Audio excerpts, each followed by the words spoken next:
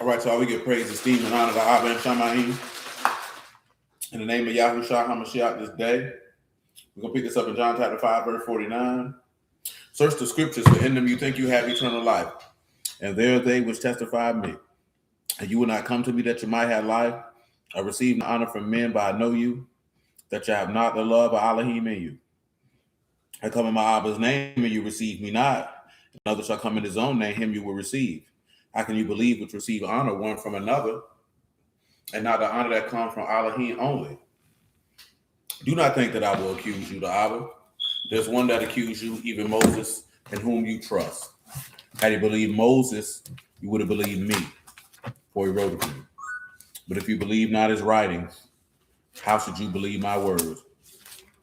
All esteem and praise to Abba and Shamayim in the name of Yahushua HaMashiach. 2 Corinthians chapter 12, verse 1, I suppose.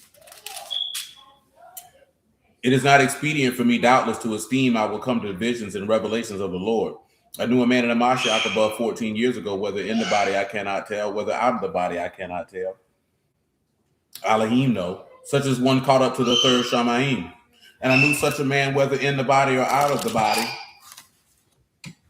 I cannot tell. Elohim know, how that he was caught up into the paradise and heard unspeakable words which is not lawful for a man to utter.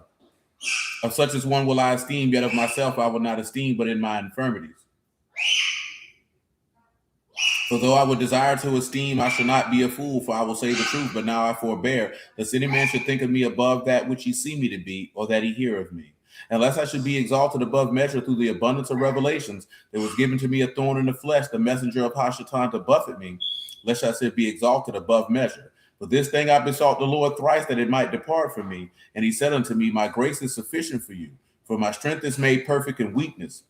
Most gladly, therefore, will I rather esteem in my infirmities, that the power of Mashiach may rest upon me. Therefore, I take pleasure in infirmities and reproaches and necessities and persecutions and distresses for Hamashiach's sake. For when I am weak, I am strong. Shalom, Brother Robert. Shalom, Brother Mark. So I know we took a detour in Numbers 10, and that came from Jeremiah 31, and we'll revisit some of those things, right?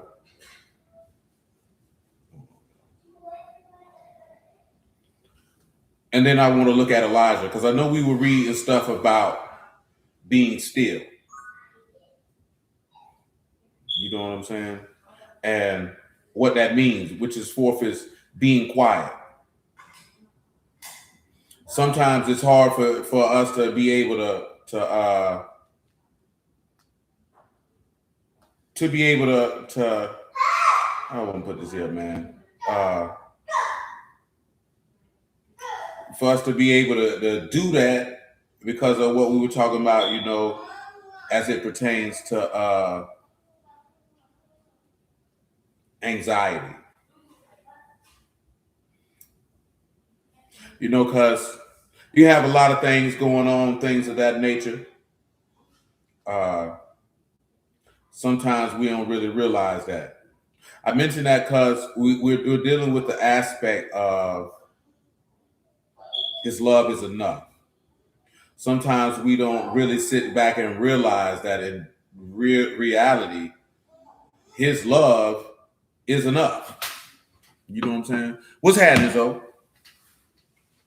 Of course, now when we go to looking at Elijah, we'll be looking at the aspect of how his strength is made perfect in weakness. So I want to go back to Jeremiah 31 and 1.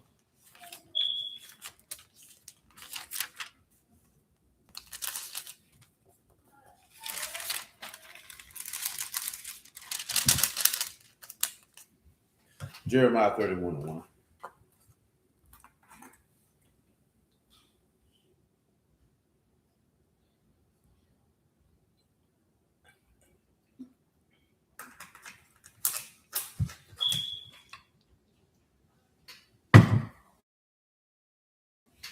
And at the same time, saith Yahuwah, this is Jeremiah 31 and 1, will I be the Elohim of all the families of Yasharal, and they shall be my people. Thus saith Yahuwah, the people which were left of the sword found grace in the wilderness, even Yasharal, when I went to cause him to rest. Yahuwah appeared of me of old unto me, saying, yea, I have loved you with an everlasting love. Therefore, with loving kindness have I drawn you. And again, I will build you, and you shall be built, O virgin of Yasharal. What would it do, my G? You shall be adorned with your tabrets. You shall go forth in the dances of them that make merry. You shall yet plant vines upon the mountains of Samaria. The planter shall plant and shall eat them as common things. For there shall be a day that the watchman upon Mount Ephraim shall cry, Arise, let us go up to Zion unto Yahuwah Elohim. For thus saith Yahuwah, sing with gladness for Jacob, shout among the chief of the nations, and publish you, praise you, and say, O Yahuwah, save your people in the remnant of Yasharal. Now, I read most just because, why not? You know, he's letting you know of the mercy that he's going to grant to this people. But the key thing is what we were discussing Wednesday, is how he said the people which were left of the sword found grace in the wilderness. Now, of course, we established that of what he's referring to. So let me ask this here, man. Make sure you're on point. Who is he referring to? Are the people that found who were left of the sword that found grace in the wilderness? Who is he referring to? What group of people is he talking about? Who is this people who found grace in the wilderness?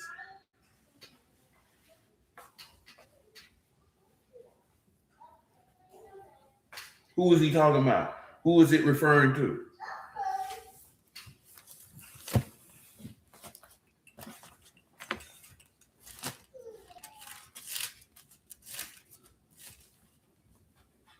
No, not the Levites. I'm not referring to the Levites. Not referring to the Levites.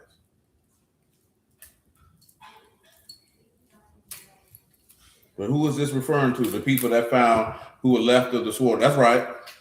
Everyone under 20 years old. Let's go back and establish that for informational purposes. Numbers chapter 14.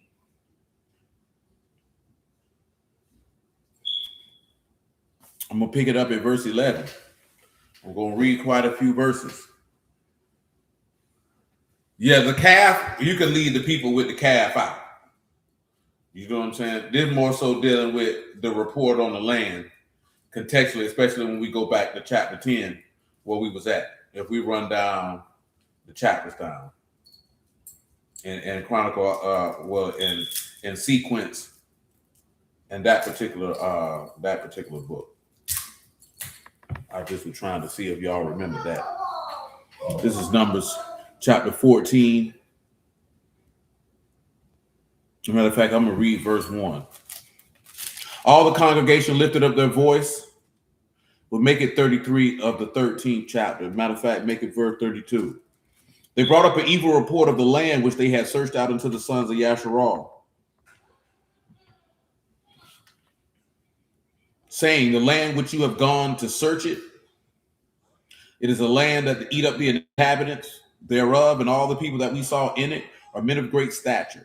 And we saw the giants, the sons of Anak, which come of the giants, and were in our own sight as grasshoppers, so we were there in their sight. This is verse 1 of chapter 14. All the congregation lifted up their voice and cried, and the people wept that night. All the sons of Yasharal murmured against Moses and against Aaron, and the whole congregation said unto them, would Elohim that we had died in the land of Mizraim, or would Elohim we had died in this wilderness?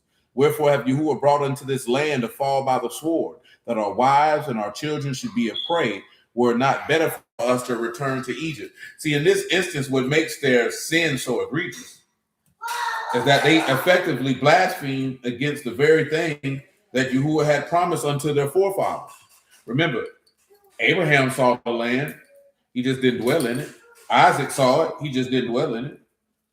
Jacob saw it, he just didn't dwell in it as a non-stranger is what I mean by that. If y'all remember that from why Yahushua was a stranger in the land of promise. Hey, what are you crying for? Well, I just need to know what he's crying for. What is he crying for?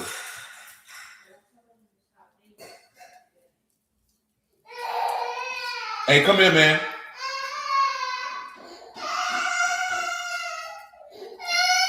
Hey, don't come over here with that. Hey, don't come over here with that. Sit down. sit right there. Get that chair and sit right there. Hey, you not finna come over here with that. Look at you. They can see you. And you're embarrassing yourself. Ain't nothing wrong with you because you faking. Who you yelling at, cuz?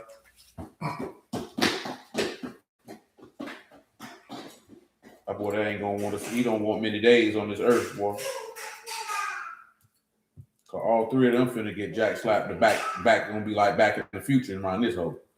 Slap them niggas 40 years forward, then come back and get them to slap them 45 years back.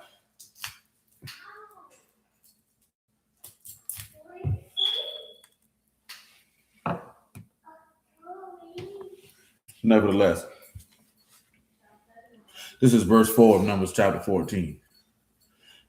And they said one to another, let us make a captain and let us return into Mizraim. Then Moses and Aaron fell on their faces before all the assembly of the congregation of the sons of Yasharal. And Yahushua the son of Nun and Caleb the son of Yephthah, of them that searched the land, rent their clothes.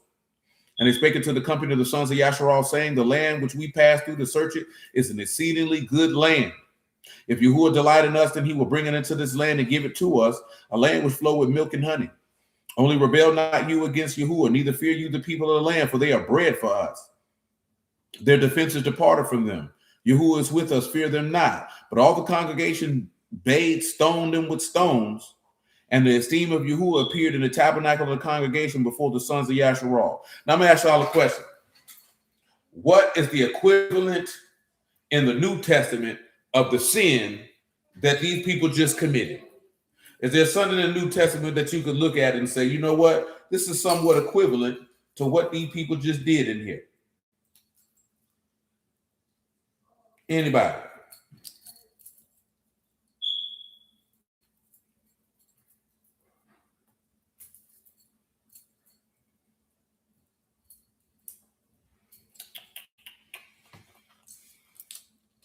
Everybody don't rush at once now.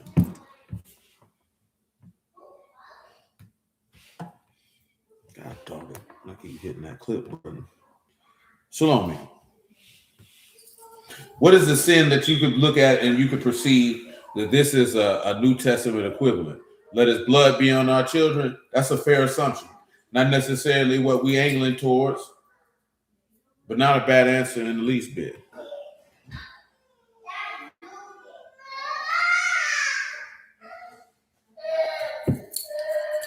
Hey, what is he crying for now?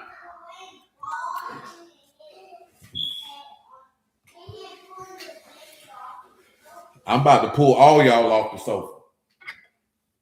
That's what I'm saying. What was the question again, bro? I just got on. What is the sin that these people have committed, which is equivalent in the New Testament?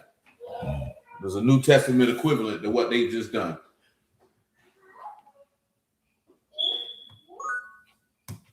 So we need to look at what is the New Testament equivalent to what it is that they've just done. Anybody got any idea? And what verse you was at again, brother? We're in Numbers 14. Yeah, I just had to get my Wi-Fi back on, but I'm going to it now.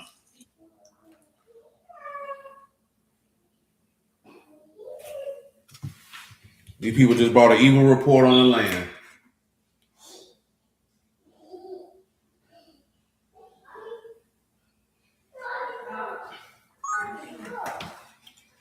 While y'all thinking on that, I'm going to keep on rolling. Verse 11, Numbers 14. Yahuwah said to Moses, how long will this people provoke me? And how long will it be ere they believe me for all the signs which I've showed them? I will smite them with the pestilence and disinherit them, and will make of you a greater nation and mightier than they.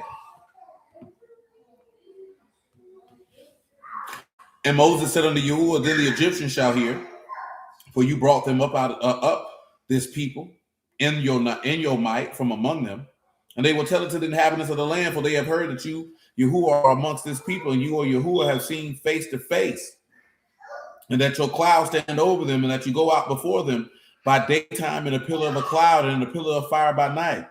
Now, if you shall kill all this people as one man, then the nations which have heard the fame of you will speak, saying, because Yahuwah was not able to bring this people into the land which he sware unto them, therefore he hath slain them in the wilderness. And now I beseech you, let the power of my Lord be great according as you have spoken, saying, Yahuwah, long suffering and of great mercy, forgiving iniquity and transgression, and by no means clearing the guilty, visiting the iniquity of the fathers upon the sons and unto the third and the fourth generation. Pardon, I beseech you, the iniquity of this people according to the greatness of your mercy, and as you have forgiven this people from Mizraim even until now. And Yahuwah said, I have pardoned according to your word. But truly as I live, all the earth shall be filled with the esteem of Yahuwah, because all those men which have seen my esteem and my miracles which I did in Mizraim and in the wilderness, and have tempted me now these 10 times, and have not hearkened to my voice, surely they shall not see the land which I swear unto their fathers, neither shall any of them that provoked me see it. But my servant Caleb, because he had another Ruach with him, and had followed me fully, him will I bring into the land whereunto he went, and his seed shall possess it. Now the Amalekites and the Canaanites dwelt in the valley. Tomorrow turn you and get you into the wilderness by the way of the Red Sea. And Yahuwah spake unto Moses and Aaron, saying, how long shall I bear with this evil congregation, which murmur against me? I've heard the murmurings of the sons of Yasharal, which they murmur against me. All right, ask your sister to get you some water. Say unto them, truly as I live, saith Yahuwah, as you have spoken in my ears, so will I do to you. Your carcasses shall fall in this wilderness, and all that were numbered of you according to your whole number, from 20 years old and upward, which have murmured against me. Doubtless you shall not come into the land which I swear to make you dwell therein, save Caleb the son of Yephuneh and Yahushua the son of Nun. Then he told him, they're going to wander in the wilderness 40 years. So on and so forth. But what's the New Testament equivalent of the sin that the people just committed? They spoke against the land, brought an evil report on the land. What would make that significant? I want y'all to come over here to Mark chapter 3 real quick, like.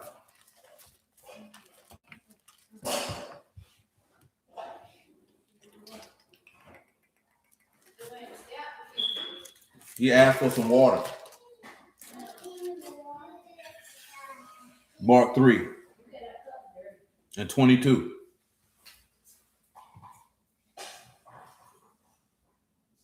Actually, I need about 20. The multitude come together. This is Mark 3 and 20. Again, so they could not so much as eat bread. When his friends heard of it, they went out to lay hold on him, for they said he is beside himself. And the scribes which came down from Jerusalem said, he hath Beelzebub, and by the prince of devils cast he out devils. He called them unto him and said unto them in parables, how can Hashatan cast out Hashatan? If a Malkuth be divided against itself, that Malkuth cannot stand. And if a house be divided against itself, that house cannot stand. And if Hashatan rise up against himself and be divided, he cannot stand but have an end. No man can enter into a strong man's house and spoil his goods, except he will bind the strong man, and then he will spoil his house. Truly I say unto you, all sin shall be forgiven unto the sons of Adam, and blasphemies wheresoever they shall blaspheme. But he that shall blaspheme against the Ruach HaKadosh have never forgiveness, but is in danger of eternal damnation, because they said he had an unclean Ruach. So now I ask you this question. What is it that the people did in the wilderness that is equivalent to blaspheming the Ruach HaKadosh? What did they actually do? Do you understand the magnitude of the sin that they committed? You mentioned John 5 and 16.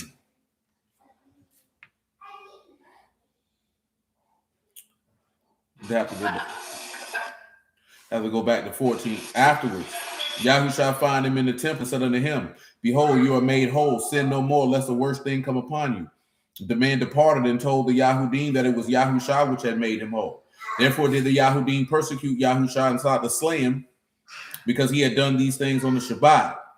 But Yahushua answered them, my Abba worked thereto, and I work. Therefore the Yahudim sought the more to kill him, because he not only had broken Shabbat, but said that Elohim was his Abba, making himself equal to Elohim. Shalom, Brother Ernest. So that one there's going to be different than what they did in the wilderness. What did they do in the wilderness? They went in the land, brought an evil report on the land. Let's go back and look at that. They brought an evil report on the land. So when we swing back to Numbers 14, where the verse at, man?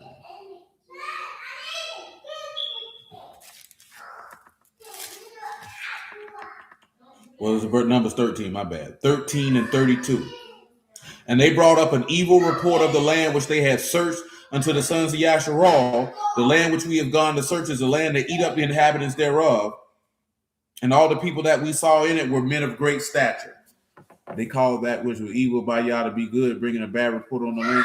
Yeah, now I want you to look at how is that equal to blaspheming the Ruach? How is that equal to that? Hey, little boy. Hold on, y'all. I'm finna give y'all the definition of evil report, and then I'm finna jack slap the little boy. Because he always thinks somebody playing. You have to jack him up real quick. Evil report here is deba, which is whispering, defamation, evil report. That is dalet, bat, and hay. Whispering, defamation, defaming, evil report, unfavorable saying, slander, evil report, infamy, slander. Pardon me for one moment.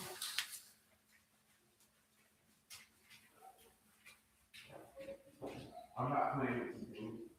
Get off that couch with your shoes on. Stop spitting on this couch, boy. Stop thinking somebody playing with you all the time. I'm playing with you.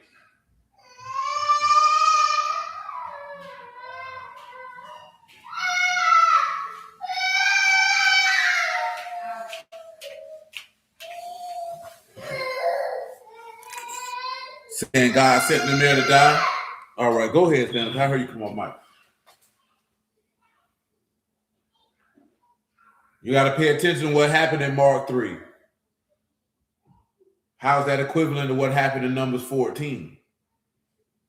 What did they actually do to Yahushua that's equal to what's being done in Numbers 14? What's the penalty that happened to the people in Numbers 14? We kind of talked about it Wednesday when we read Psalms 95.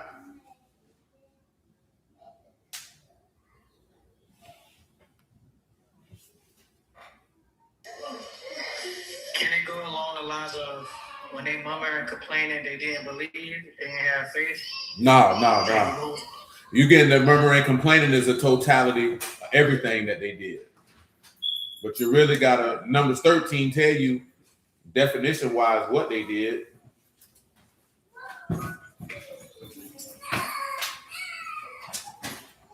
But you got to put everything together. So number one, we're looking at Mark 3. What did they do in Mark 3? What we read in Mark 3, what did they do to the Lord? What did they say to him? You know what I'm saying? So when we look at Mark 3, what did they say to him? They said that he cast out devils by Beelzebub. He began to run down, not just bear false witness. It goes to why I read the definition of evil report. They slandered him. They defamed him. But what did they defame? He cast out an evil spirit by the Ruach HaKodesh. He said, hey, man, all evil speakings can be forgiven. So when they you going too far. Yeah, you going too far. Yeah, you're going too far. We ain't got to go that far down the road. So let me do it like this. Let me come back to Mark 3. This is same. Yeah, I forgot that. See, we give me Mark 3 and what that is. 22 real quick. I have forgot about that. That John, we hit? Yeah, I ended up, like I said, Will had seasoned chicken there. I ended up grilling it. It's saying the scribes which came down from Jerusalem said he had Beelzebub, and by the prince of the devils cast he out devils. So stop. So they're saying by devils he cast out devils. He begins to go into his parable about Satan can't cast out Satan, the kingdom can't be divided. We don't want that. Verse 28. It says, truly I say unto you, all sins shall be forgiven unto the sons of men, and blasphemies wherewithsoever they shall blaspheme. But he that shall blaspheme against the Ruach HaKodesh hath never forgiveness, but is in danger of eternal damnation. So in this instance, they brought an evil report on the Ruach by saying the Ruach was doing works of the adversary. They defamed it. They slandered it. You know what I'm saying? It's different than false witness. Let me read that definition of evil report that they did to the land one more time. Dalet, bat, and hay. Dibabah. Whispering, defamation, evil report, defamation, defaming, unfavorable saying, slander, evil report, infamy, or slander. Let me see what is another instance where this word is used. Go to Genesis 37:1. Then I want you to go after Genesis 37:1. I want you to swing to Numbers 14 and 36.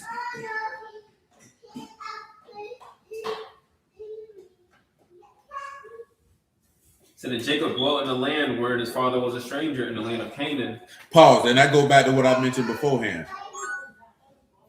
Nah, them blaspheming, that is unbelief, but it's different. What got them people cut out, it's going to mention unbelief in other places, but this is what got them cut off. Everybody 20 and upward, they got cut off because of that evil report of the land, and they were about to appoint them a captain to go back to Egypt. And when Moses and Aaron sought to intercede, they were finna stone them.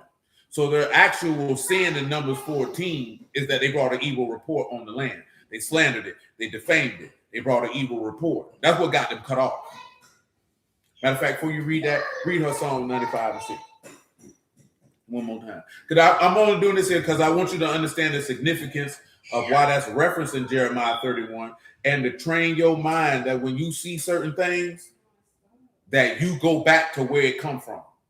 Now, I don't mean necessarily that when you read that you actually go back to it in the text, but that your mind can associate back to what's being referenced. Because when he's references this in Jeremiah 31, that the people left of the sword found grace in the wilderness, you need to know script. Okay, why is he saying this? He's saying this for a reason, because he's speaking to a particular event.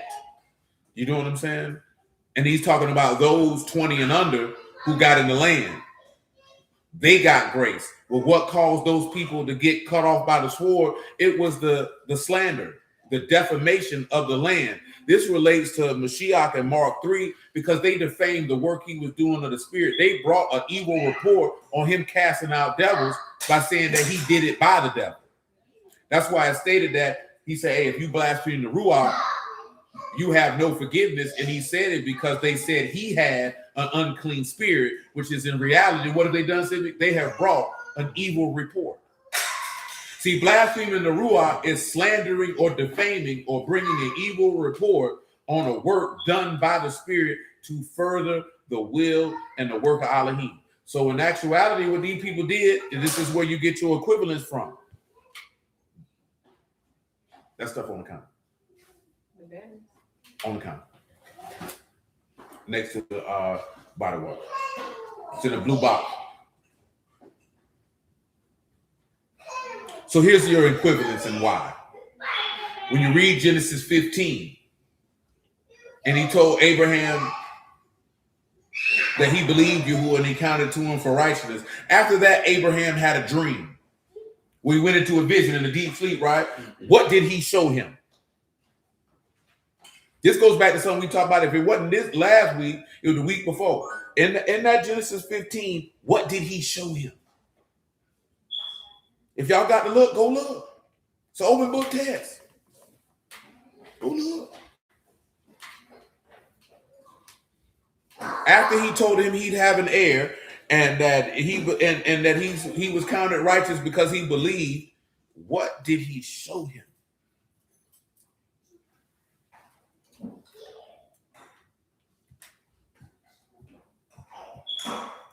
But y'all don't know what he showed him. You know what he showed him? Yeah, that's when he saw the star coming down. You saw something. He showed him some fire coming, but he showed him something explicitly. Come on, y'all. I got time. I ain't in no rush. Oh, we were there.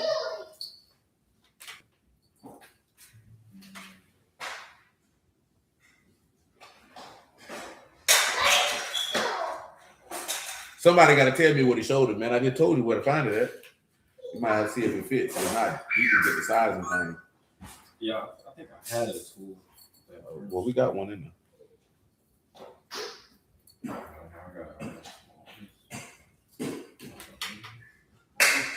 Come on now, y'all. Come on, man. Tighten up on your bike stroke. What did he show him in Genesis 15, man, after he No, he ain't showing strangers in the land that's not theirs. He told them that your seed would be strangers in the land that's not theirs. But that ain't what he showed him.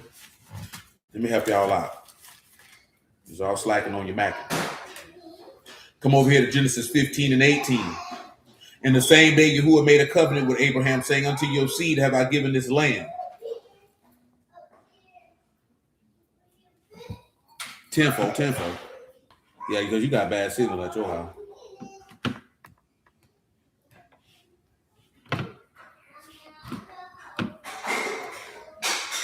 So listen, right? In the same day, Yahuwah made a covenant with Abram, saying, unto your seed have I given this land, from the river of Mizraim unto the great river, the river Euphrates, the Kenites, the Kenizzites, the Kadamites, the Hittites, the Perizzites, the Rephaims, the Amorites, the Canites, the Girgashites, and the Jebusites. You understand? He showed them that land. He showed them that land. That's what he showed Abraham. He showed him the land and said, I'm going to give it to you. He promised that to him. Then what did he tell Jacob? That same land I promised to Abraham, I'm going to give to you. And what he told Isaac, that same land I promised Abraham, I'm going to give it to you. And then he made a covenant with them and told them, that same land I promised to Abraham, Isaac, and Jacob, I'm going to give it to you. So you got to understand, promises of Elohim come by what? It come by his Ruach. It don't come by just by anything. So when they went in that land and defamed it effectively, a promise that was made by the Ruach of Elohim, they blasphemed against it. That's why they were cut off. That's why they were cut off. You say, your children are going to die here? That's why I say that when brother mentioned on let his blood be on our children, that's fair. I don't really gotta. What's that for? Yeah, that's fair. I don't have a problem with that one there. I can see why you would come to that conclusion. The only difference is with it wasn't even a test of their faith per se. You know what I'm saying? That done was real Shalom's his dream. That done was really more so of them niggas was wicked as hell. Because even when Joshua and Caleb told her, hey man, don't even sweat that, boy. God with us, the people bread for us, they wanted to stone him. You know what I'm saying? So that's the aspect of these people were different. One, his love wasn't enough for them. And two, if they wasn't in it with the weakness that they had by having nervousness about the giants and the people of the land, well, his strength wasn't made perfect in that particular infirmity that they possessed. Because not only did they speak evil of the land, when someone sought to encourage them by the way of the word of Yahuwah, they wanted to kill him for it. You know what I'm saying? Because that wasn't a situation where the whole congregation was getting tested. Them boy went out there and gave it back a report. Come back to Numbers 13, man. They can hear the whole report. Let them hear the whole report. Y'all might not remember the whole story, man. 13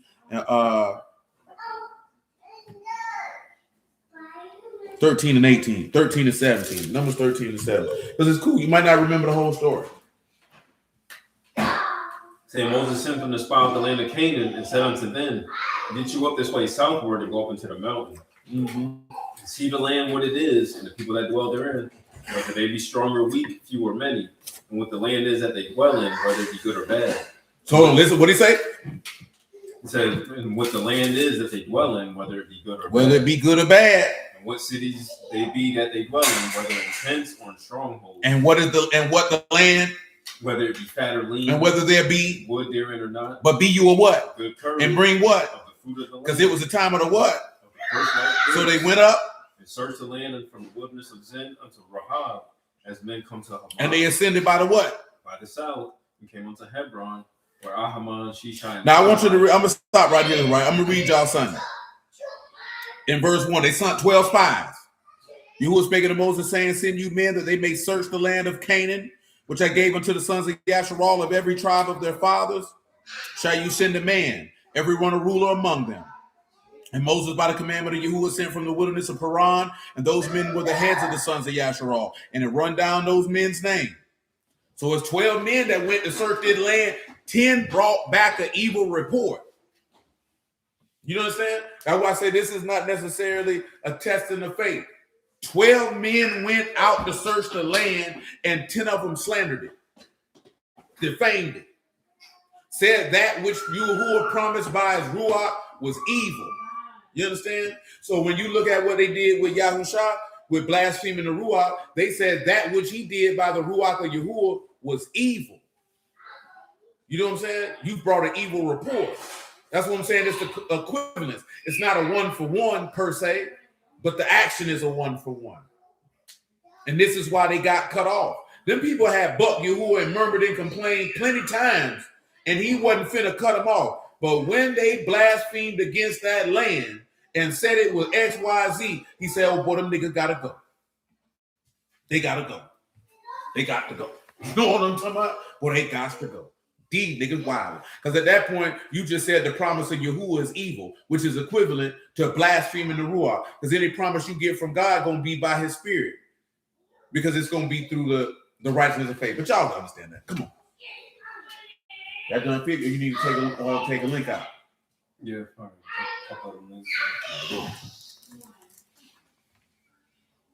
Let me see it. Hey, Boo. Yes. Could you come here for a moment, please? When you get a chance, you can take 2 links out of this one. What's that? It's on the thing. Go ahead. Well, yes, go. Verse 22. Go ahead. It said, and they ascended by the south and came up to Hebron unto where Ahiman, Shishai, and Talmai, the children of Anak, were. Now Hebron was built 7 years before Zoan in Egypt. Mm-hmm. And they came unto the brook of Eshcol and cut down what? From thence a branch with 1 cluster of grapes. And they buried between 2 upon a staff. Now you see that one there, that's showing you, that's foreshadowing a Mashiach being on the stake with the thieves next to him.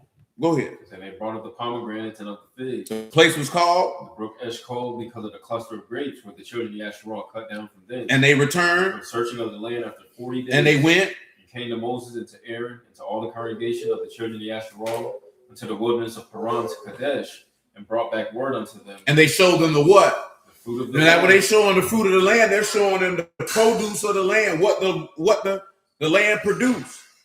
This is the produce or the offspring or the parade of the promise that he made to Abraham, Isaac, and Jacob. The same way that him casting out spirits is the proof or the offspring or the evidence of what the Ruach do. Go ahead. They told him and said, we came unto the land where you sent us, and surely it flowed with milk and honey, and this is the fruit of it. Nevertheless, the people be strong that dwell in the land, and the cities are walled and very great. And moreover, we saw the children of Anak. And the who? Anak there, the Amalekites dwell in the land of the south. And the who? The Hittites. And the who? The Jebusites, and who else? The Amorites. And where they dwell at? In the mountains. And who else out there? The Canaanites dwell by the sea. By what coast? The coast of Jordan. But what did Caleb do? Caleb stilled the people before Moses and said, let us go up at once and possess it, for we are well able to overcome it. But the men that went with him said what? We be not able to go up against the people, for they are stronger than we. And they brought a what? An evil report of the land, which they had searched into the children of Yasharah. Now that's what they see in wars. Now they want to go back to bondage. They brought an evil report on the promise of God. But see, now I'm gonna take it a step further with this here, man. In the book of Revelation, these 10 men who brought that evil report, what are they equal to in the book of Revelation? I'm going to narrow it down for you. It's in chapter 20. It's in chapter 20. What these men did is something that's mentioned in chapter 20. Keep in mind, these men didn't get in the land. That should make it easier for you to narrow it down in chapter 20. I said 20, it might be 21. Let me look and see. I don't want you on no wild goose chase. It's 21. My apologies. Chapter 21. What these men did is something equivalent in chapter 21. Who could tell me what verse it is, man? What they did, man?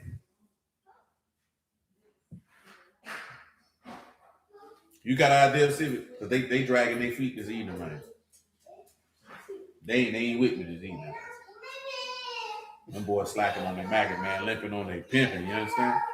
But listen, Revelation 21 and 4 says, we'll start there. saying, Elohim shall wipe away all tears from their eyes. Right. There shall be no more death, neither sorrow nor crying, neither shall there be any more pain. Listen, now this is what he was intending to do by taking them out of Egypt, save the no more death, taking away the sorrow and the pain and the crying from the oppression they were suffering at the hand of the Egyptians. But continue. And for the former things that passed away. Passed away. And he that sat upon the throne said, I made all things new. What else? He said unto me, right, for these words are true and faithful. True. And he said unto me, it is done. I am the Aleph and the Tav, The beginning and the end. What else? I will give unto him that is thirsty the fountain of water of life freely. But what happened? He that overcomes shall inherit all things. Paul, Caleb and Yahushua son of Nun were able to overcome. They were able to inherit the land. But what else? Then I'll be his Elohim, he shall be my son. That's what happened with them. But What else? fearful and unbelieving. See, them men were fear. Now, don't get me wrong, too, Marvin. They were unbelieving, but it wasn't a test to show forth their unbelief. Them niggas were wicked as hell. You know what I'm saying? But fearful and who? The unbelieving. And who else? The abominable. And who else? Murderers. And who else? Whoremongers. And who else? Sorcerers. And who else? And idolaters. And all liars. And all who? All liars shall have their part in the lake, which burns with fire and brimstone, which is the second death. All liars. Give them fearful by definition, man.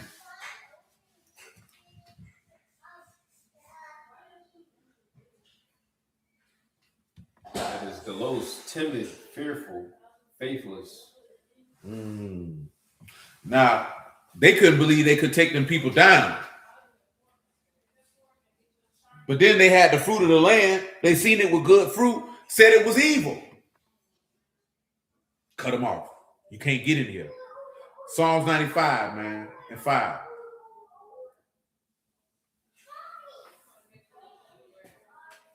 The sea is his, and he made it. His hands formed the dry. Oh, come, let us worship and bow down.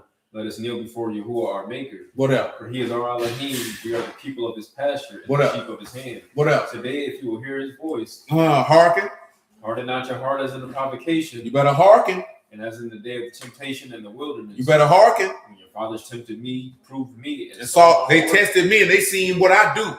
For how long? 40 years long was I grieved with this generation and said, it is the people that do err in their heart. They have not known my way. They ain't known my way. To whom I swear in my wrath. They will not enter into my what? Into my rest. They won't enter into my what? My rest. Come on. That's the end of that. No, Hebrews chapter 4 and verse 1. Now, of course, there is a dichotomy because when you get to the root net of things, you have belief and unbelief, because it had to be unbelief for them to say he casting out devils by Beelzebub. You know what I'm talking about? But then, and of course, as it say in Hebrews, unless you have an evil heart of unbelief to depart from the living Elohim. But some people wicked as hell, man. You know what I'm saying? And what I mean by that is they're discouragers. If his strength is made perfect in weakness, and in that situation, Caleb was letting them know, though we may be in a position of weakness, i.e. that these people may be physically stronger than us, that Yahuwah go up with us. These people are bred for us. So they knew in this instance, his strength was going to be made perfect in their weakness per se, because they understood, Joshua and Caleb understood that his love was enough. But them other 10 men, them niggas said, hell no. You know what I'm talking about? So example, like Balaam called the donkey evil for speaking to him. Now with Balaam, that's different because he didn't know that was a work of Yahuwah. Balaam, not knowing that the donkey is seeing an angel standing right there to kill him. So he's just berating the donkey. You know what I'm talking about? Yahuwah just used his power to open the mouth of the donkey to let him know, man, what I ever did to you for you to do me like this here. Which in the reality, you could look at that as an equivalence on, with Mashiach, what evil have he done? Grab that for him, man. He like this, man. Since I mentioned that, man. What else had the numbers, man? Hold on. We in the book of numbers. Go ahead and splice numbers up for him, Sivy. Splicing. You gotta remember what's that about numbers 22, man. Let me get around there real quick. Help you out a little.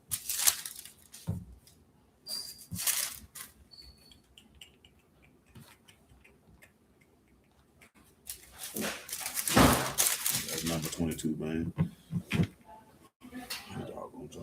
There it is.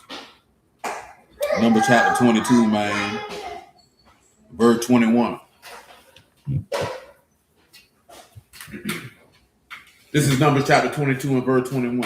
And Balaam rose up in the morning and saddled his ass and went with the princes of Moab. Elohim's. Anger was kindled because he went. And the mallet of Yahuwah stood in the way for what? An adversary. Now, when you see adversary right there, it's going to say Shaitan.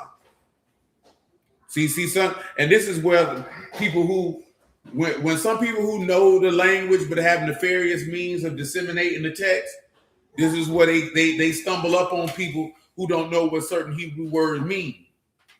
Because some people don't know the difference between a Shaitan and a Hashatan. That's why people think that Yahushua was calling Peter Hashatan when he said, "Get behind me, Satan," because people not understanding that Satan means adversary. And you can be an adversary and not be the adversary or be working of the devil. You can simply be an opponent or on the opposite end of something. So in this instance, this Malachim was going to be a Shaitan to Balaam because he's going to be his opponent. Because you on the wrong side of the fence, so you weren't supposed to get your happy behind up and go around there. You understand? Go ahead. And now he was riding what? Upon his ass. And his what? Two servants were and his ass. Saw the Malachim and Yahuwah standing in the way. Stop. This goes back to that conversation we had a couple weeks ago about his presence and his presence being manifested. In this instance, the donkey could see the Malachim, but they could not. You know what I'm saying? Now, there's an instance where all of us could be somewhere and there could be a Malachim in the room and nobody could know that a Malachim in the room, and one person could feel the presence of the Malachim and nobody else. This is why in instances like that, the people who can and or do feel or see the presence of the power of Elohim, people think they crazy. Because the other people in the room can't see what they can see. Remember when Elisha prayed and said, "Let him see," and there was a whole bunch of Malachim there. Elisha could see them Malachim, but the men with him couldn't. He had to ask Yahuwah to open their eyes so they could see. Yeah, man, it's things like that going on in your presence, man. You don't even know it. You understand? It might have been situations and circumstances, boy, where you could have died and you ain't died because it's a Malachim there right there, man. Or it could be an instance where it's a Malachim standing right there waiting on the word to take you out.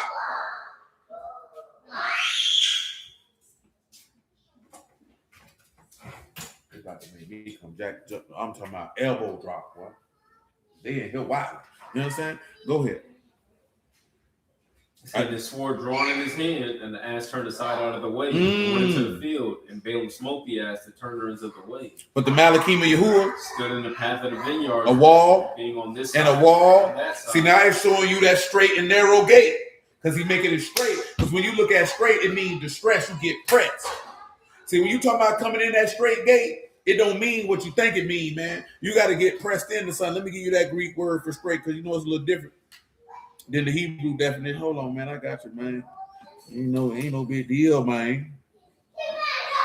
When he tell you to enter in at that straight gate in Matthew 7:13, man, and you look at straight, that's stenos, that's narrow, that's straight, narrow from obstacles, standing close about a straight.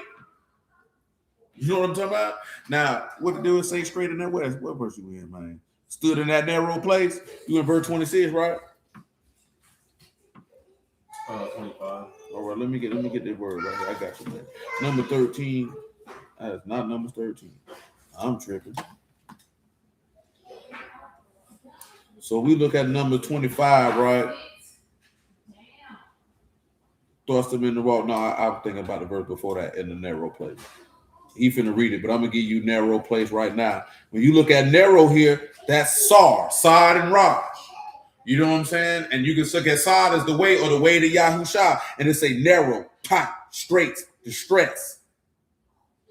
Narrow, it's a tight place, distress, which is effectively the same definition you heard of a straight gate. So you get pressed into that straight gate, man. You have a little distress, but it's not distress in the aspect of how we look at distress, man. Man, you got to get perfected, man. Listen, man. That's why he say everybody can't enter into that gate. Listen. I hear a lot of people always, since I've been in the word, man, this walk ain't easy, this, that, there, and the third. You know, the people scream that all the time. It's not easy because they didn't mentally prepare themselves for what was going to go down because they didn't understand what that means when he say enter in at that straight gate. And there's many going to be looking for it and can't get through it. Because Yahushua went through distress to get through that gate. So when you look at what you see in the numbers, that's what he pressing them into something. Pressing them into something is to be able to make for your perfection. See, everybody want everything to be easy and smooth. And like I say, man, when you're looking at things easy and smooth, I ain't talking about that life stuff that need to be on, man. Because you know what I'm saying? You worrying about the wrong thing, man. You know what I'm saying? Because a lot of stuff in this life, man, it's not going to produce what you wanted to produce out the word. That's your stuff. See, when it comes from Elohim, it's going to produce what he wants to be produced in you. And a lot of people don't know the difference. See, a lot of us go to press to go do stuff, but that's your stuff. You know what I'm saying? And because that's your stuff, you got a different mentality of what you think going to come up out of that. You know what I'm talking about? But when it's an Elohim, you're going to know it's an Elohim because it's going to produce the fruits of Elohim. It's going to produce the righteousness of Elohim. You know what I'm saying? Sometimes, like I said, and Peter said, sometimes you get buffeted for your faults and you don't get no thanks for that because you got that because you're stupid. So you just got to take that on the chin, proverbially so. Go ahead and take that, you know what I'm saying? Uppercut, straight jab, left hook, overhand, bop. Go ahead, man. Don't even say nothing about it. But if you ain't did nothing wrong and that type of stuff happened to you, then Elohim will accept you when you patiently endure it and you keep your mouth closed. Because most of the time people want to complain. Like I seen this lady say, you know, a woman ain't supposed to be praying for a husband. A man's supposed to be praying for a wife. Use a jackass if you're doing either one. Because that's what people goddamn problem is, to be 100% honest with you. Y'all go bothering this man about things that are temporary. Well, if you praying for life stuff, you's an idiot. If you ain't got the Ruach HaKodesh, that is. If you don't have knowledge, wisdom, and understanding of Elohim, that is. If you have not been endued with the power from on high, nor experienced the living Elohim in any shape, form, or fashion, praying for money, houses, jobs, and things of that nature is absolutely idiotic. Don't even make no sense. Are all the things to ask for God for, that's what you asking for? That's what you asking for? Have you forgotten what Solomon did, man? That man didn't ask for riches. He didn't ask for length of days. He didn't ask for his enemies. He asked for understanding to do judgment. And you who gave it to him, remember, seek the kingdom of Elohim first, and all these things will be added unto you. Now, again, this is just to refresh your memory. That's a scriptural example of stuff, man. We around here been trained to think you're supposed to be asking God for temporary things. You asking for a husband, nigga, is you cool? You asking for a wife? You don't think it's nothing for the man to give you a husband or a wife? You don't even know God, but you trying to get a spouse? And this what you asking this man for? You ain't bought the truth and sold it not, neither understanding, wisdom, or instruction. How many, ain't there too many niggas gonna pray, yeah, please, let me get some instruction. Give me some discipline, Lord. Chastise me, please. Niggas don't ask to go through the furnace of affliction so the dross can be burnt off so they can be better for the finer. You ain't asking for understanding. Most niggas ain't even asking for a spirit, but you asking for a goddamn job. Asking for some money. Asking for your business to prosper. Nigga, that man say you can't add one thought, can't add one stature to your, 1 cubit to your stature by taking thought, man. You worried about the wrong thing. Now, I'm just saying that like I was talking to y'all about when we paused and read Silent Weapons for Quiet Wars. You know what I'm saying? It's the socialization on the religious aspect. That social engineering on the religious aspect is to convince you that your God is a genie. You know what I'm saying? Matter of fact, let me spit some game to you real quick, man. You know, we got the butterfly class for you, man. Indeed, there is indeed. That's Psalms 139 and 24 for those of them. So listen, I was talking to my dog, right? And we were referencing people who in the entertainment business and in athletics, you know, and people who've been in that, who left that business. And they spoke about the things that they seen in that business. You understand? Now I mentioned to him, regardless, and he was like, you know, some people could be great. You know, he was like, basically, when somebody in the music business or athletics reaches a certain point, nah, for sure, man. Shoot. They'll always say, oh, they devil worshiping, or they in the Illuminati, so on and so forth.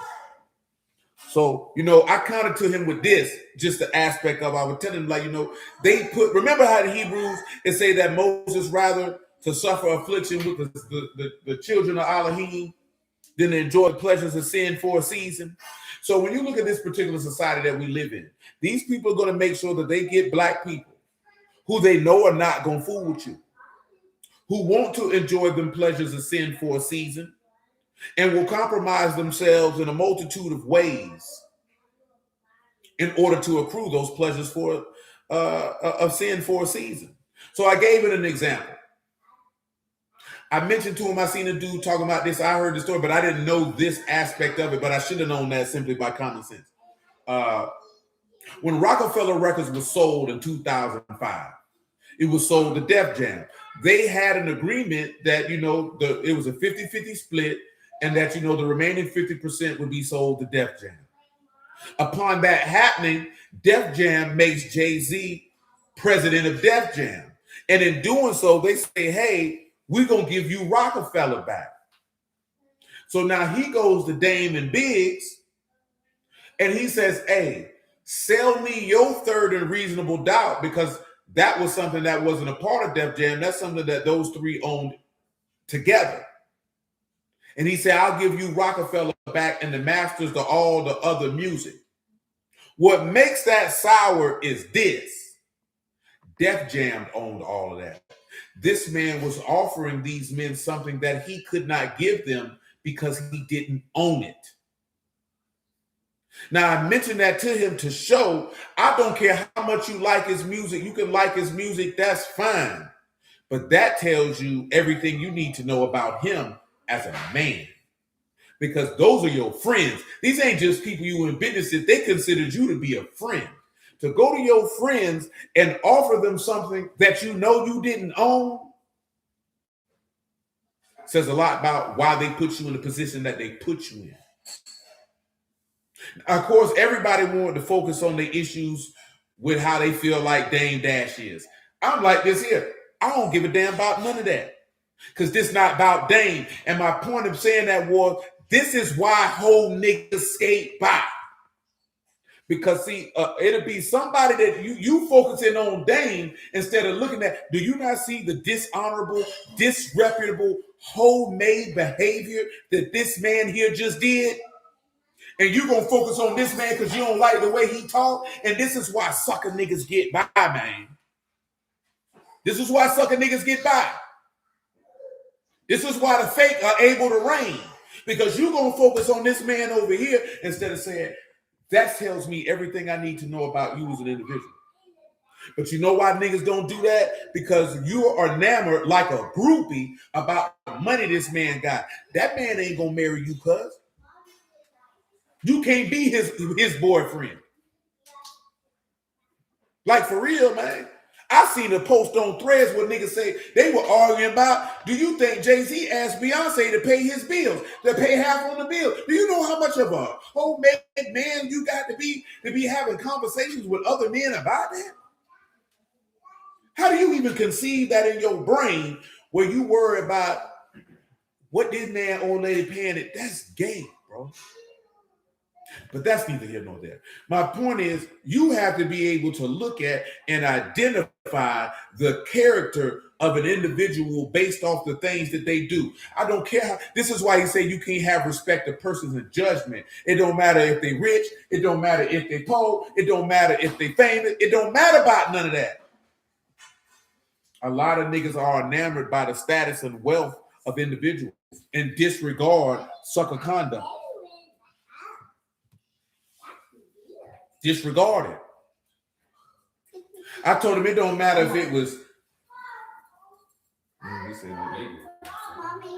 yeah, he got a small. He was really smaller than he thought it was. Listen, man, it don't matter if it was nigga Z, bigger Z, nobody Z. It doesn't matter. People get locked in on the entertainer because you are enamored with the entertainer. Scrap the individuals and look at the work. That's sour. I couldn't go to somebody, listen, man, I couldn't go to somebody who, and I'm the godfather of their son. His son is my godson. And I say, yeah, bro, sell me that. I'll give you this knowing I can't give it to you. I mentioned all that. Boy, that stuff the devil do, boy. You know what I'm talking about? Yeah, man, same for Snoop. Yeah, that's something the devil do, boy. You got to pay attention to that. And I only mention that because these people, because what we were talking about in this here, right, in that business, it doesn't matter how talented you are. If you think in music, movies, TV, and sports, it's about how talented you are, you ain't too bright. You know what I'm saying? Because it's politics, man. The people going to put in position who they want to put in position. And they're going to put in position people who are easily controlled, people who are enamored with money, and people who are enthralled and ensnared in lust. Now, you can sit back and think that don't mean nothing because you living in a fantasy world, but in due time, you're going to see. If you ain't seen by now, you ain't never going to see. Listen, man, in the NFL, they pick the people they push out there who they want you to see as a top star. They pick who they want you to see. The NBA, they pick who they want you to see. I want him on TV. We're going to push him. We're going to blackball him. We're going to stop him. They're going to promote who they want to promote. Why? Not necessarily saying this person is doing homosexual stuff, but this person is going to be easily controlled. I don't need somebody going off the rails. Again, I always reference that verse to y'all, man, when that man say Moses refused to be called Pharaoh's daughter because he would rather suffer affliction with the children of Elohim than enjoy the pleasures of sin for a season. You best believe these homemade niggas will not come suffer with you, man. And in your mind, I wouldn't suffer with you niggas either. Do you remember that comment? You know what I'm saying? That Steve Harvey said to Monique, it ain't about the integrity game, it's the money game. That nigga told you everything you needed to know about what type of man he is, man. You think you see Steve Harvey everywhere because he funny? Come on, man. Say monarch athletes, if you will, indeed. But we're going to leave the mind control stuff where it's at. You know what I'm talking about? We ain't going to travel down that road. That's a whole nother can of worms. Because all I reference that for was the 10 of the conversation we was having. But that mind control, that's something else, boy. That's military type stuff. You know what I'm talking about? But it's the aspect of, get that Hebrews 11 24 for me. What's wrong with you, boy?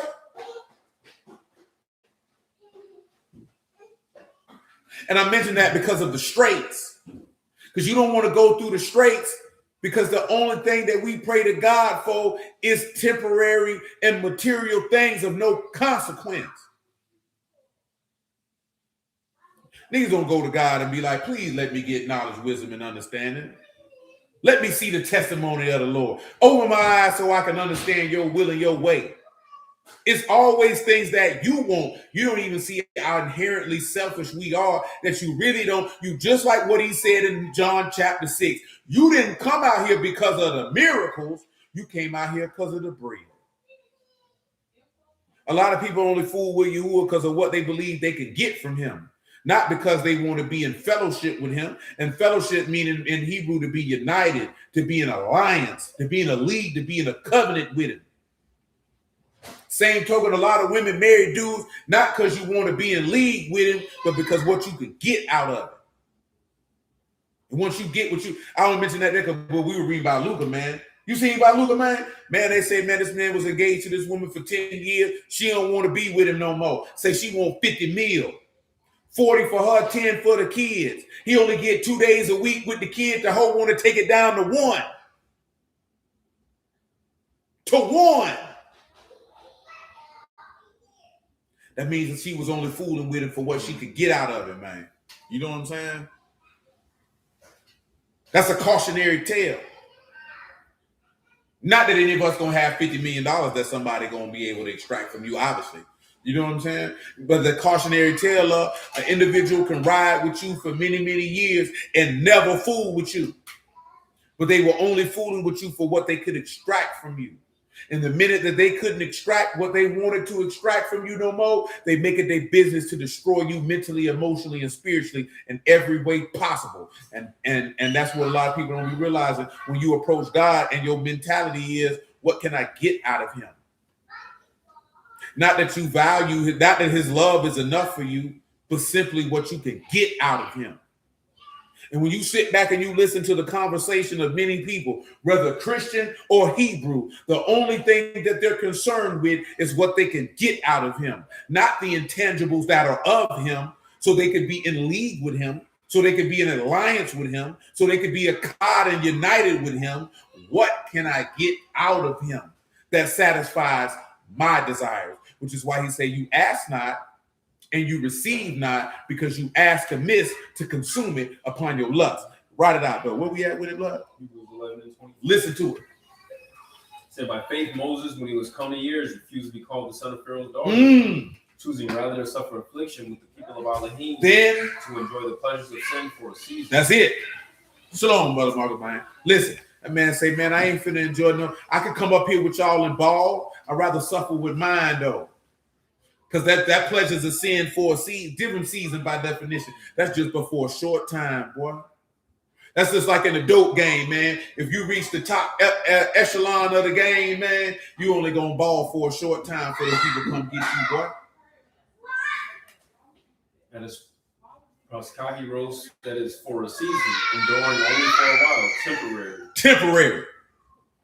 temporary. That's what most people concerned with, that which is temporary. They ain't concerned with the things that are eternal because they don't satisfy your desires. The only way the things that are eternal are going to satisfy your desires is when you're serving with a ready heart and a willing mind. And that means you're going to take pleasure in the things that he take pleasure in. If you don't take pleasure in what he take pleasure in, he told you get him for it, man. Proverbs 8 and 11. Listen. I first heard this verse when I was listening to Killer Priest album. I think it was One Step. If it wasn't the song One Step, then it was Bible. But I want to say One Step. And I went and looked that verse up because I ain't know no Bible back then. You know what I'm saying? So I said, let me see what it's talking about. Read it for him. And for wisdom is better than rubies. It's better than what? Than rubies. And it should what? And all things that may be desired are not to be compared. Can't compare it to it. So listen, so when I'm 17 years old, man, Yahuwah is my witness, man. When I seen that, well, that resonated with me in my heart, man. What it said in Mary, she laid up in her heart, because boy, I considered that, man. That man say wisdom better than rubies. Boy, you know how precious rubies is, nigga? You know how valuable rubies are, bro? Niggas be around here talking about diamonds. Do you understand how valuable certain gemstones are, man? Because I'm a gemstone type of dude. Diamonds are cool. I like gemstones. You know what I'm talking about? The colors, you know what I'm saying? The different colors. I ain't saying I'm not talking bad about diamonds, but I like gemstones. You know what I'm saying? That's my preference. You know, emeralds, opals, topaz, sapphires, all that. You know what I'm saying? That man say nothing you can desire on this earth can be compared to coke, my man. And it tell you in Corinthians that Yahushua been made wisdom unto us. So Yahushua, hey man, you better desire wisdom. Ain't nothing you can desire on this earth can be compared to Yahushua. And he told you to love each other like I loved you. And he greater love have no man in this, that a man lay his life down for his friends. And there's a love that stick closer than a brother. But you can't compare his love to nothing. That's why it should be enough for you. But it never is. His love ain't never enough. That's why when you sit back and look at it, nobody say, reveal your testimony to me, God. I want that. Let me get some wisdom, though. Read in Proverbs 23 and 23 while I go grab it right now. Buy the truth and sell it not. Also wisdom and instruction and understanding. Do what? Say the read again. Say, buy the truth and sell it not. Also wisdom and instruction and understanding. Wisdom and what? Instruction and what else? And understanding. He said you need to go possess that. You need to go possess that, man. Read Proverbs 8 and 11 again, man. I'm telling you, man, I ain't just saying this, man. Y'all probably heard me say this before, but boy, Yahuwah is my witness before whom I stand, boy. I want to say it was One Step. Heavy Mental is the album, man. You can either, it's got to be one step, because I can hear the verses of basic instructions before leaving earth in my head, and he ain't mentioned it. It's the song One Step, man. I heard him mention that verse in that song, man. I went and looked that verse up. Go ahead. For wisdom is better than rubies. All things that may be desired are not to be compared to it. Give him desire. Provides delight, pleasure. Anything you can take pleasure and delight in, don't compare wisdom to it. Don't compare. 1 Corinthians 1 and 30 on general principle.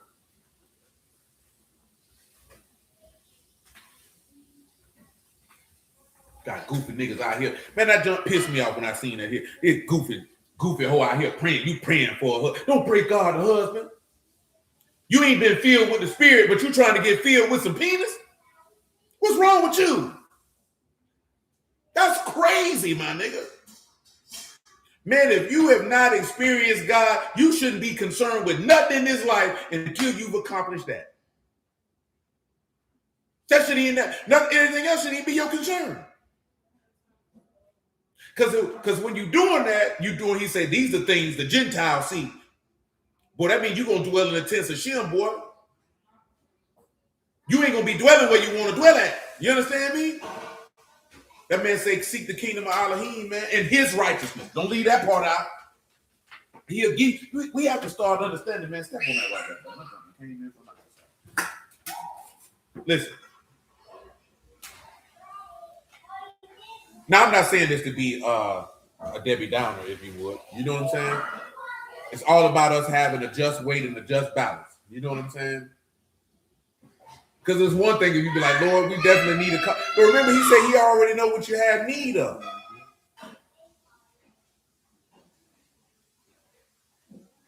Well, then what, man? Dee asked me the other day, she said, is you content? I said, I ain't got no choice but to be content. But that's what he required. Because if you're discontented, that means you worry about the wrong thing. You worry about the wrong thing. Because that means you don't appreciate it. You're not grateful for what you got. Gotta ask yourself, is your loins covered? Is you sleeping outside? Did you eat today? He covered you. He gave you exactly what he took. He met his end of the bargain. See, but we haven't had the opportunity to get the conjugal rights because you won't enter into the covenant with him so he can be one with you. That's right. A good father gonna know what you need. He already know what you need. You know what? He know what you want. He definitely know what you need, but we don't be wanting what we need because you need knowledge, wisdom, and understanding. You need faith, love, joy, and peace. You need gentleness, goodness, meekness, long-suffering, and self-control. But we won't take hold of the word to do that because the stuff that we need naturally, bro, that's nothing, man. That's nothing. That's nothing. Again, it's just for us to have a just weight and a just balance. Don't go too far to the extreme like we ragging on, you know what I'm saying? Don't be foolish. Don't be a simpleton. This is to make sure that we got a just weight and a just balance and to dispel and to destroy the thought process that your Elohim is like some type of genie. Like he only here to give you whatever you want. Like we were talking about the other day, right? We was yesterday, matter of fact. Dog like to say, if I had $100 million contract, I get me a fine woman, give her this, give her that, give her this. Man, I'm not doing all that. You know what I'm saying? When the homegirl like, these boys ain't got no money like that. They used to be being around some fine stuff. And the only thing clicking in my mind is, man, when you look at all the women who's so fine that these men with extreme means have, what do you end up with? A couple of dollars and a wet behind and a bastard baby. Going to the next nigga to do the same thing. Because that's all you worth. Because once a man done jumped up and down on top of you a couple times, it's going to be time to move to the next woman to come jump up and down on. Because it's pretty faces. He going to run across pretty faces everywhere. What you going to do when that's all you got? A pretty face and a hole? And I'm just supposed to be happy to be around you? Because you pretty?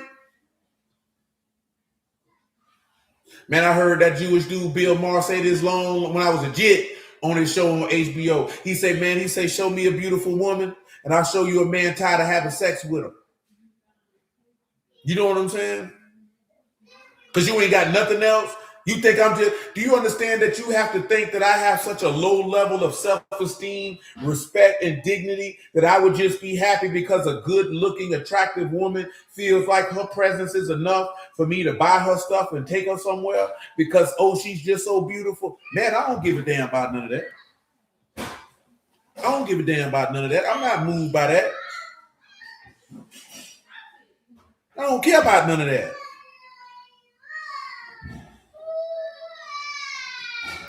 And I mentioned that because you think God care about that? Because that's how people approach him. You think he care about that? Oh, I'm this, that, there, and the third. God would love that. What do people say? God don't play by me. He don't fool with you anyway.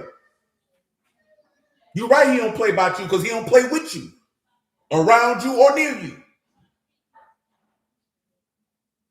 I'm just mentioning all the colloquialisms and the thing that people say, man, that's not congruent because his love is not enough for them. Which is all going back to what we talking about in Numbers, because his love was not enough for them. It wasn't enough. And I wanted to be focused on, boy, his love ought to be enough. No, I'm telling you, go, man. I tell you, be, man, ain't no woman on this earth that beautiful, man, that you just not going to do nothing. You tell me, I don't want my woman to lift a finger. She don't got to do nothing. Man, listen, man, I learned a long time ago, man, ain't no woman going to respect you, man, and she ain't got to do nothing. They don't respect it. Women don't respect things that they don't earn, man. They don't respect it. They don't respect it. I don't care how much money I got, man. That don't mean nothing to me, man. I can have $1, I can have $100 million. Man, I'm cool on that. You think I'm just supposed to do this simply because you exist? That's what your daddy do.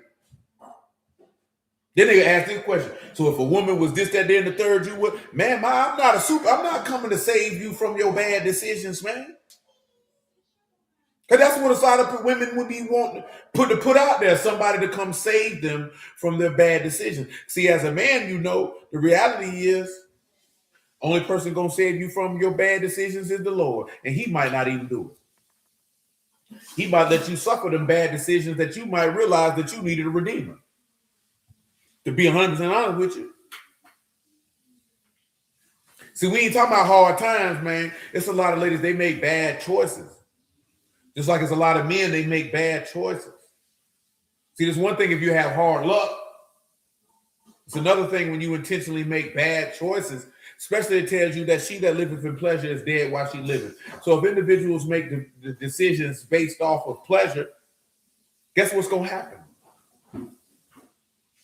It's going to fall apart. Now you looking for a goofy to come save you. But when he saved you, guess what you're not going to do? You're not going to respect him. That's why a lot of people have a hard time respecting the Lord, because you don't really have that respect to understand if he was to count iniquity, who would stand, but there's forgiveness with him that he might be feared. See, a lot of people don't look at his forgiveness as something that they should reverence him for. Because in the mind of most people, they see it as weakness. Because they don't respect the power that he has to eliminate you justly. You understand? Not eliminate you for the sake of elimination, but because this is what the thief said, we in this position, and rightfully so, because we did this. But this man ain't did nothing. I don't want you to get caught up on the natural thing, man. Pay attention to the concepts, man. These concepts are things that the word is telling us. So that when we see how people interact with this in the world, man, they see how they got us down bad out here, boy. It's for how we look towards Elohim. That's the only thing I want you to be focused on is how we look towards Elohim. Get focused on the natural stuff, man. You're going to be worried about the what, Civic? The wrong thing. Where we at with it, though? 1 Corinthians 1:30. Say, but of him are you in the Mashiach Yahushua, who of Elohim is made unto us wisdom. Made unto you what? Wisdom, what up? And righteousness, and sanctification, and redemption. He the wisdom for you, you did? Ain't nothing you can desire in this life that you should even try to compare to him. Ain't no woman on this earth that can compare to him. Ain't no man on this earth that can compare to him. Ain't no job you can get. Ain't no currency you could accrue. Ain't no house that you could purchase. Ain't no jewelry that you could wear. Ain't no car that you could drive. Ain't no piece of garment you could put on your filthy, nasty, dirty body that can equal to that. And when we understand, like I mentioned the other night, where your treasure is, your heart will be also. When we start to treasure the things that are eternal versus the things that are temporal, then maybe individuals might be able to actually see the power of Elohim manifest in this life. But individuals not focused on that, so the power of Elohim won't manifest in this life.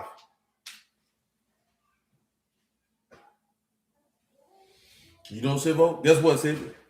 It is what it is, man. What was that?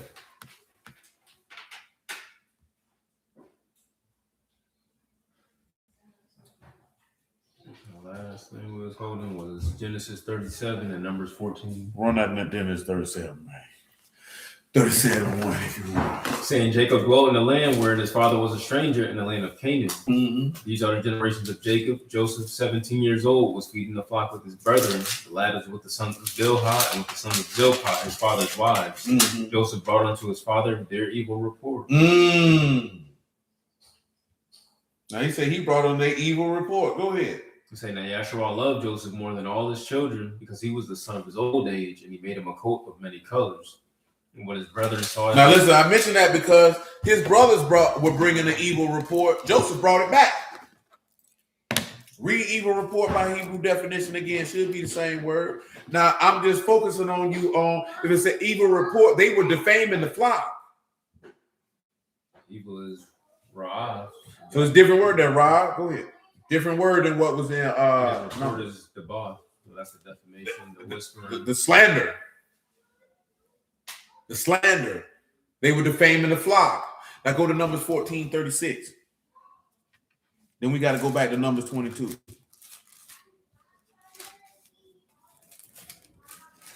Well, praise you, Lord. A different avenue than I had in my brain to do, but you know, lady who would be esteemed. It worked out either way. It said, the men which Moses sent to search the land, who returned, made all the congregation to murmur against him by bringing up a slander upon the land. Bringing up a what? A slander upon the land. Tell them what slander mean right up, man. They slandering. That's the ball again. Whispering, defamation, evil report. Come on with it. And even those men that did bring up the evil report upon the land died by the plague before Yahuwah. But Yahushua son of Nun and Caleb the son of Jephunneh, which were of the men that went to search the land, lived. And Moses told these things unto all the children of Yasharah, and the people mourned greatly. They rose up early in the morning and gat them up unto the top of the mountain, saying, Lo, we be here, and will go up into the place which Yahuwah hath promised, for we have sinned. And Moses said, Wherefore now do you transgress the commandment of Yahuwah, but it shall not prosper? Listen, he said that sin they did wouldn't prosper. Them thinking that the blasphemy that they said that Yahushua would prosper, well, that's not going to prosper. But I just wanted you to see that this is why the people who in the wilderness were left of the sword, because he's talking about the people 20 and younger. But these people did the equivalent of blaspheming the Ruach. Boy, you slandered the power of God, boy. Well, you spoke evil of the power of God. Boy, you wild. You understand? But come back to number 22. Because we still talking about them straight gates. See, one of the reasons why Yahuwah was upset with Balaam, because he said, what did he say? He wanted the wages of unrighteousness. Why? Because the love wasn't enough. You see what I'm saying?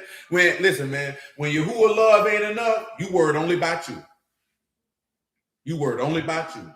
You worry about what you want, what benefits you,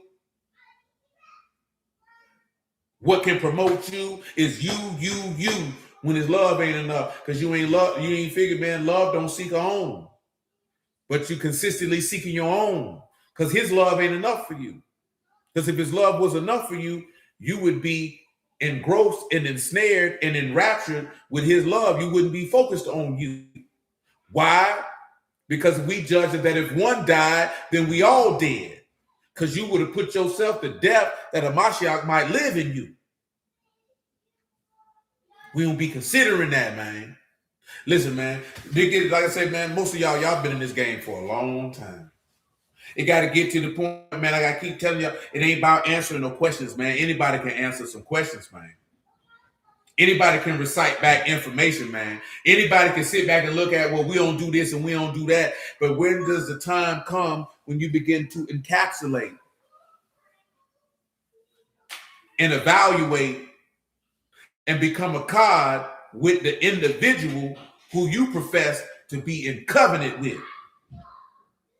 See, it's the same token, man, at least on the natural level to an extent, right? We'll read the passage, he that come to his wife and they become one flesh, they become united.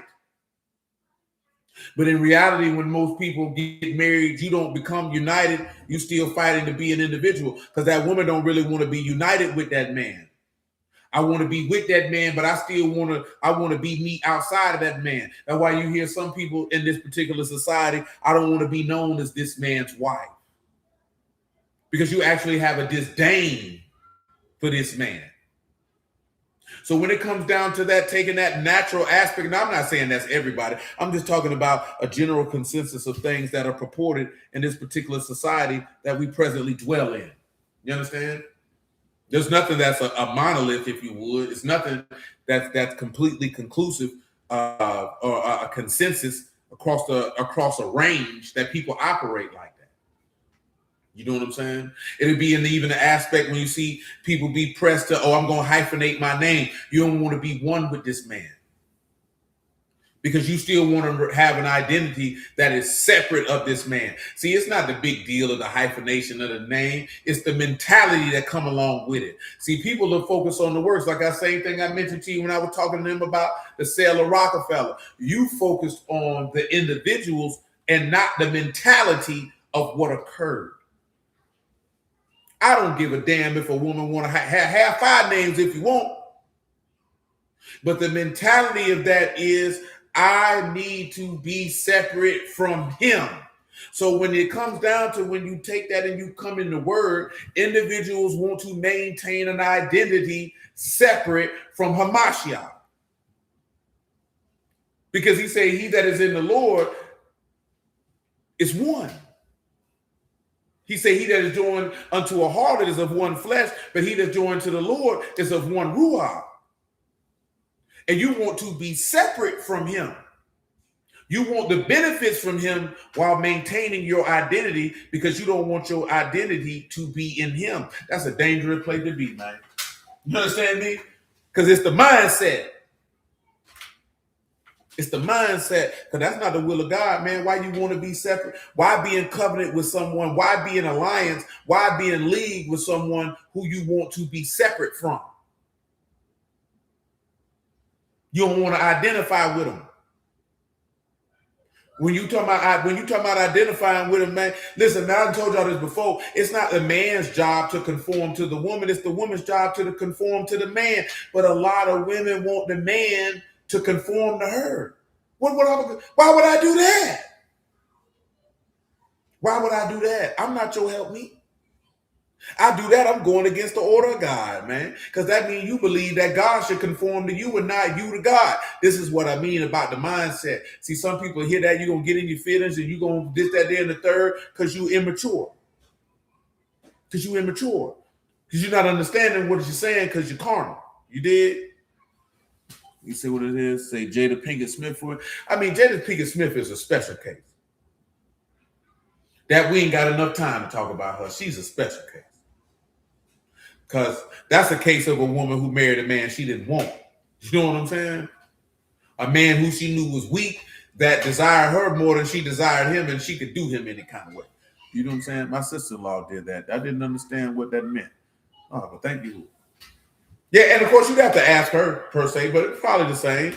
A lot of people don't. A lot of ladies feel like I don't want to be lost in the identity of being a wife and a mother. Then why take that job? But remember, I told y'all this. A lady said this. She was like, "It seems like men don't make their whole identity being a father. No one told you as a woman to make your whole identity to be a mother. Nobody told you to do that. You did that. And you didn't do that because of the pressure of men. You did that because of how you want to look in the eyesight of other women." To be 100% honest with you. Because a lot of people, you hear a lot of ladies say men are submissive to other men. Women do a lot of things because they're concerned about the thoughts and opinions of other women. Because you don't want another woman to say you a bad mother. Why you even give a damn what that hoe got to say? See, a lot of men don't make being a father their whole identity because a lot of men know how to compartmentalize. They know that not only that I can be a father and a husband and a brother and a businessman and an athlete, I can be all of these things because I know that each one of these elements are a part of who I am. It's not the totality of who I am. You know what I'm saying? A lot of ladies don't know how to compartmentalize. So they get lost in the aspect of I just have to be a mother and everything has to be a mother. And then you feel like I've lost myself. You didn't lose yourself. Yourself been there the whole time. I don't even think a lot of ladies lose themselves. I don't even think you even knew who you was to begin with. And you identify with hobbies as that is being who you are. Because performing activities is not losing yourself. You lose yourself when you begin to lose sight of who you are intrinsically, which would mean that's going to begin to shift how you behave and how you view yourself and the activities that you might participate in. See, the reality of the situation is this, man or woman, when you know who you are as a man or a woman, then you'll know when you lose yourself, when you begin to behave opposite of yourself. Taking care of responsibilities is not losing yourself. That's being a goddamn adult. You know what I'm saying? Straight up and down, man. But again, that's just my perspective. There's a lot of mentally weak people in this society, man. A lot of mentally weak people. Because you done told yourself life's supposed to be fun. You got responsibilities, nigga. If you didn't want to have responsibilities, then you shouldn't have made none. If you wanted to float through life having fun and doing things at will, you're a goddamn adult, nigga. Put your drawers on, nigga. Go up, handle your business. Nobody want to hear that junk, man. Big grown niggas talking about you overstimulated. Oh, I don't want to hear that junk, nigga. Nobody don't want to hear that. Handle your business, nigga. You too overstimulated. Stop going outside then. Keep your booty out there. Be by yourself. You ain't got to, and you can stimulate yourself, man. And not stimulate like that. That nigga that nasty. You know what I'm saying? You know what I'm saying? Stimulate yourself with a book. Television show or something. No, I'm just being funny. But seriously though, a lot of people you know what I'm saying? They don't know who they are. I even say this, a lot of people don't even know who they are in the Lord. So it's going to be easy for you to quote unquote lose yourself. Look at he's nice. He nice now. You know what I'm saying? Now I'm being serious about that, man, because you got to really assess yourself. Because people use that terminology, for sure, real easily. But you don't really sit back and what does it mean to lose yourself? Who are you? If you think losing yourself is because I used to like to go do X, Y, Z and I can't do it no more. You didn't lose yourself. You lost leisure time. You lost leisure time. There's a difference. Losing yourself is I have a character that is of this. I know that I am strong here, weak here. You know what I'm saying? And now I know that I was once a patient individual and now I'm impatient. That's when you losing yourself. You know what I'm saying? I knew I was slow to wrath, but now I'm swift to wrath. That's losing yourself. You're operating outside of who you are. But you have to know who you are to lose yourself. If you don't know who you are, you never lost yourself, because nigga, you never find yourself. So really, you're just an immature individual throwing a tantrum. God damn it, see. Some people ain't gonna like this when they watch this on the replay. They don't even know what you're talking about. Your mammy don't. You know what I'm talking about? So you gotta know who you is. Like I told y'all before, man, when you know who you are, you know what you're strong at, you know what you're weak at. And what that means, if you know where you're strong and where you're weak at, you humble enough to say, I'm not strong in that area.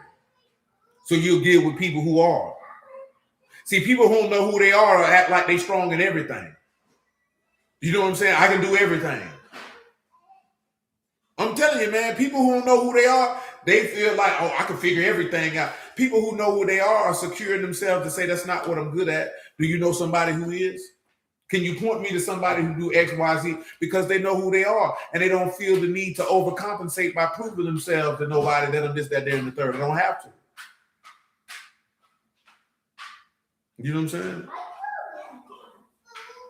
They don't want to hear that shit. You see what that man said? I saw a comment earlier today that said, if you're losing yourself, who finding you? Nah, that's real though.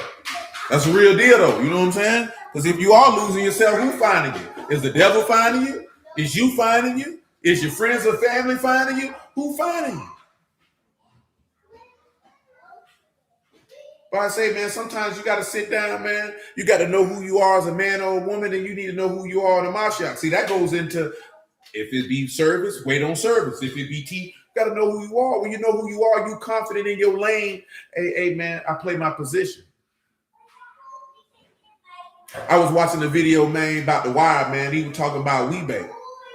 And he was talking about how Weebay was different from all the other characters because he knew who he was, he knew what he did, and he didn't try to go beyond, he didn't try to be Stringer Bell. He didn't try to be able, he know I'm the muscle. This is what that's somebody, I'm secure in myself. I know who I am. See, when you don't know who you are, you trying to be this, and you feel like, oh, I want to be in his position too. Because you don't know who you are. You know what I'm saying? Everybody ain't supposed to be here. You know what I'm talking about? But everybody want to be here. See, that's that problem. Let's move on. See, we talk too much. You know what I'm saying? Is it really when you don't want to grow, you lose yourself? It can be for some people. But I think sometimes, at least in my opinion, goes, man, a lot of times, a lot of people lose themselves when they allow outside things to influence who they are intrinsically, and they start moving away from the foundational principles of who they are, what they stand for, and how they move. And that can happen now. And I ain't going to necessarily say that you evil or you weak for that happening because you a human being. There can be extenuating circumstances where that can happen. You could hit a period of time and you could be depressed and you could start losing yourself and you start moving away from who you are as an individual because of, you know what I'm saying? Somebody could have died or you could have lost your job. You know what I'm saying? It's all type of stuff can happen. It don't necessarily got to be because you wicked or nothing. You feel what I'm saying? The main thing with somebody is you have to know yourself to lose yourself. And I genuinely believe a lot of people say they losing themselves, but you didn't really know who you were to lose yourself anyway. So I think a lot of time people say, oh, I'm losing myself because they're not getting to participate in the leisure activities that they once enjoyed because they identify themselves as a person by leisure activities. But in reality, you're not, your hobbies don't make who you are. They're just your hobbies. You know what I'm saying? Or what you enjoy to do or watch or whatever the case may be. That doesn't mean that that's who you are. That's why I've always told y'all, like I seen another lady, people said, I'm not doing no husband activities, wifely activities for no man. And I'll be like, you know what I'm saying? I'm a different type of nigga. Okay, you don't want to cook me a meal? So freaking what? You know what I'm saying? Because I don't judge a woman's ability to cook as making her a wife. You know why? Because if cooking is what you do, you would be cooking whether I was coming to get some food or not. Because that's what you do. So I would have no bearing on what it is that you do if that's what you do. Because that means that's who you are. You know what I'm saying? So I know if you doing, I'm not doing wifely duties, that means that's really not, what you call wifely duties is not really who you are. You know what I'm saying? That's performative.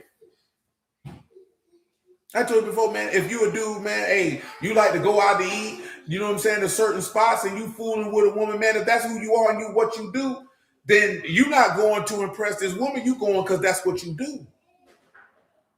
And I like you, so come with me. But whether you were with me or not, I was still coming over here. If you know you quote unquote generous and you like to buy ladies gifts, you're not buying this woman just here to impress her. Baby, that's just what I do. You know what I'm saying? I came around here, man. I was finna buy me a pair of kicks. Should I grab you a pair too? I ain't tripping. I fool with you. But you thinking, he's performing husband duties. No, baby, that's just him. So if you like to cook, you're going to cook anyway. Oh, I ain't going to cook for this nigga unless you make me a wife. You don't cook then. You know what I'm saying? But those are just minor things. Shoot, praise you, man. He said, that makes the most sense, man. For sure. Yeah, it be real life stuff, bro. It be real. Yeah, most times when people really lose themselves, bro, it be real life stuff, man. You know what I'm saying? It be real life stuff, because real life stuff can be, hey, man, you can have something happen, man. You can lose your confidence, man. Losing your confidence, or start chipping away, and you'll start losing intrinsically who you are. You know what I'm saying? I don't want to never make it seem like stuff like that happen and it just be some old wicked type stuff. You feel me? Like, hey, man, life be happening to people, man, and sometimes that's why he told you, hey, man,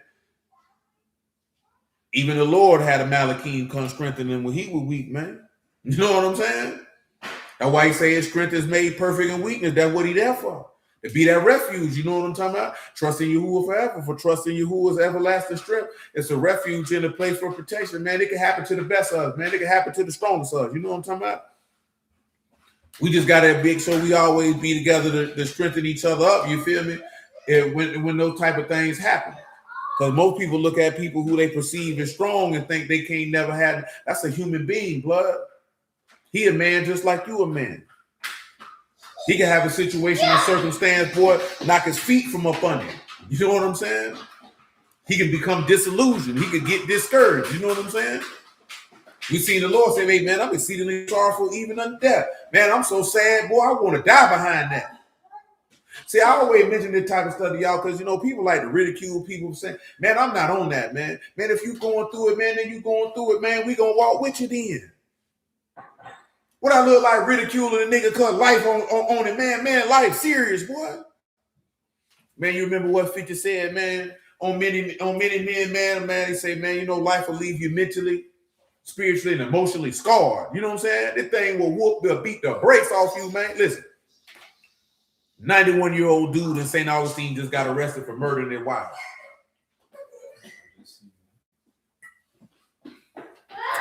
She was 87 years old. She was blind and had Alzheimer's, man. It was really assisted suicide. The dude the white man said, I told my wife I'd never put her in a home. You know what I'm saying? You understand how serious that is to be 91 years old taking care of 87-year-old woman with Alzheimer's, man? You understand the level of love you got to have for somebody to do that, man? Man, when the police came through, man, they told him to come outside. He said, man, ain't nothing to debate about. I shot him. So that's how I know they had conversations like this. You know what I'm saying? But see, I'm mentioning this here because we were talking about it, right?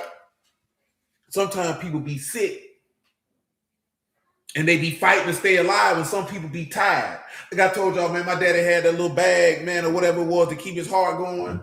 When the bad things start working, they told him Pop could live for about 9 more months. You feel me?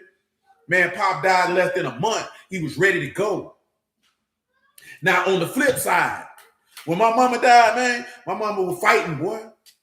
And in my opinion, because I ain't get a chance to have that conversation with her, though, man, but me knowing my mama, boy, I know she was fighting to stay here for her grandchildren, man. I put my life on that, boy. You understand me? My mama lost a lot of blood, boy.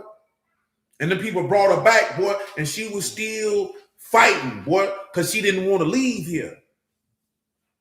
Not because I don't believe for no fear of death, but for a grandchildren, man. You know what I'm saying? Some people, man, they'll sit back and you got some people, boy, they tired, boy, they ready to go.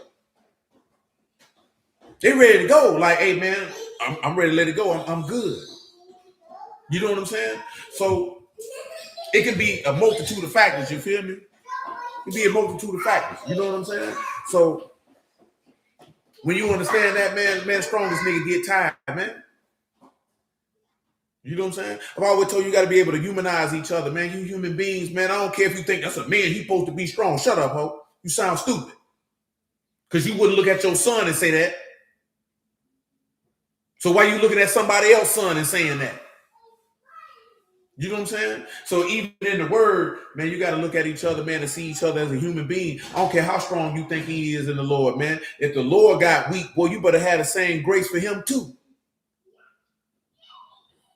And again, Paul was asking for these infirmities, this thorn in his side to come up off him. He said, be easy, man. My love is enough for you, my G, and my strength is made perfect in weakness. So when we hear that and you understand that, like I said, man, I would listen to a record. He mentioned the verse stuff when it clicking in my brain when it pertains to this. We supposed to be looking at Elijah because he did the same thing for Elijah. We'll get to it, y'all willing, you know what I'm saying? But nevertheless, it's to be imprinted in our heart, man, in our mind, in our soul. Man, this man love is enough. And when you is in a manner of weakness, his strength is going to be made complete, to be made whole in that infirmity that you may be in. You know what I'm saying? And it's okay to be in God and say, I have a moment of weak. Boy, you flesh and blood, boy. You flesh and blood, man. We ain't talking about no doctrinal debates and squabbles and all this old goofy stuff niggas be on, man. We talking about real life, boy. We talking about real life, because I don't care how much Bible niggas know, boy. Life still gonna punch you in the face. And see how that segue back to them straight gates? You see how that works, in it? Boy, we ought to be in television, man. Somebody need to pay us. You know what I'm saying? To format a TV show. You know what I'm talking about? Come on back to number 22. They ain't gonna pay us those shit. They ain't gonna pay us enough. They gonna try to get our booty hole. We keep the money. Number 22 and 25. It's saying when they asked all the Malachim and Yahuwah, she thrust herself onto the wall and crushed Balaam's foot against the wall, and he smote her again. And the Malachim and Yahuwah went further and stood in a narrow place. There was no way to turn either to the right hand or to the left. Where to go, baby? And when the ass saw the Malachim and Yahuwah, she fell down under Balaam, and Balaam's anger was kindled, and he smote the ass with a staff. Yahuwah opened the mouth of the ass and said unto, what have I done unto you? That you have smitten me these 3 times. And Balaam said unto the ass, but you mocked me. I would there were a sword in my hand, for now would I kill you. Listen what the ass say to him. The ass said unto Balaam, am not I your ass upon which you have ridden ever since I was yours unto this day? Was I ever wont to do so unto you? And he said, no. Stop. See, this takes us back to what you see in Micah when he said, I have a controversy with the children of Israel. He said, tell me what I did. Read it for him, man. Micah 6:1. I'm finna say it wrong. He said, how you treat sinners or fallen brothers. It do. It do, which is why he said what he said in Matthew, my G. He said, which one of you, if you salute your brethren, what think have you? You know what I'm saying? What I've noticed with a lot of people in the word, and again, I never really did, and I only say this for purpose of conversation. But as far as I'm concerned, I see no delineation between a Christian and a Hebrew. All it is, the only delineation is doctrinal. You dig? So I look at it as all the same, because they doing the same. You understand? And a lot of people, no matter what side of the game that they own, people who be down bad, well, they treat them funny. You know what I'm saying? People stumble and fall, you talking about them. People fresh in the word, you talking about them. You know what I'm saying? And the only time that people want to have compassion when it's somebody that they like. I ain't never been on that. You know what I'm saying? Man, if you got a pocket, you out of pocket. But you know what I'm saying? But the difference is a nigga not finna rag you about it. Hey, man, tighten up on your backstroke. That's if I got direct knowledge of it. I told you before. If it's second, third hand information, man, I'm not stepping to you with that.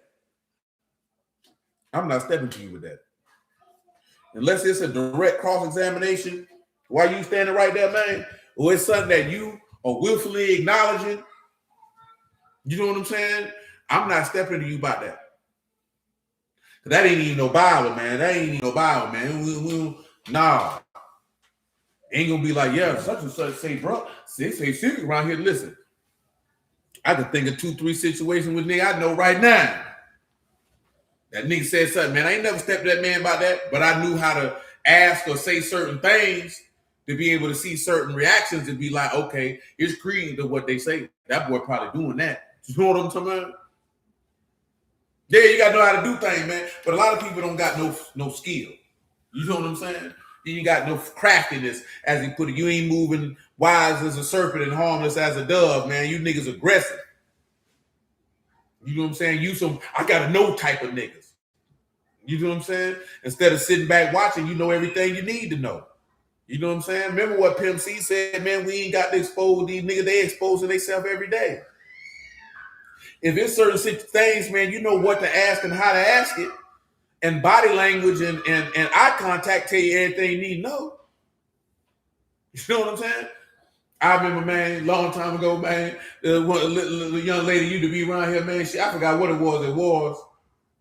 But I had already knew.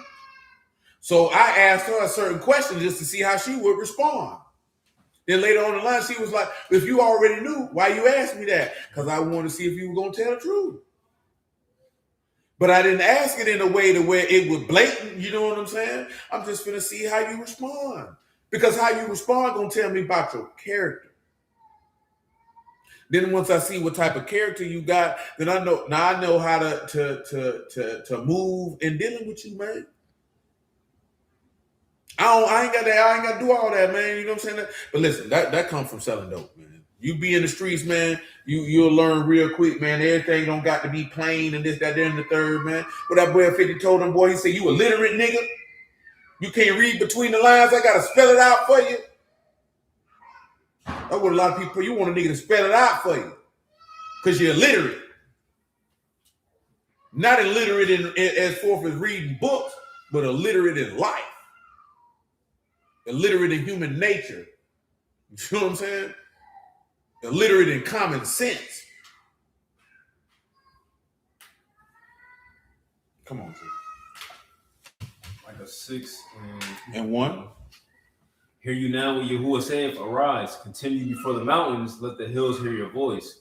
Hear you, O mountains, Yahuwah's controversy, and you strong foundations. Hear that controversy. For Yahuwah have a controversy with his people, and he will plead with the Yasharal. He gonna plead with them. Say, oh my people, what have I done unto you? Wherein have I wearied you? Testify against me. Testify. For I brought you up out of the land of Egypt and redeemed you out of the house of my house of servants, and I sent before you Moses, Aaron, and Miriam. Oh my people, remember now what Balak, king of Moab, That's good. Now he say he had a controversy. He say plead. That's effectively what was going on with Balaam and his donkey. His donkey contending with what I done did to you. And that's when the Lord opened his eyes where he could see that Malachi with that sword drawn. Go ahead and read verse 31 with him, man. That little boy, wow. Hold on, pause.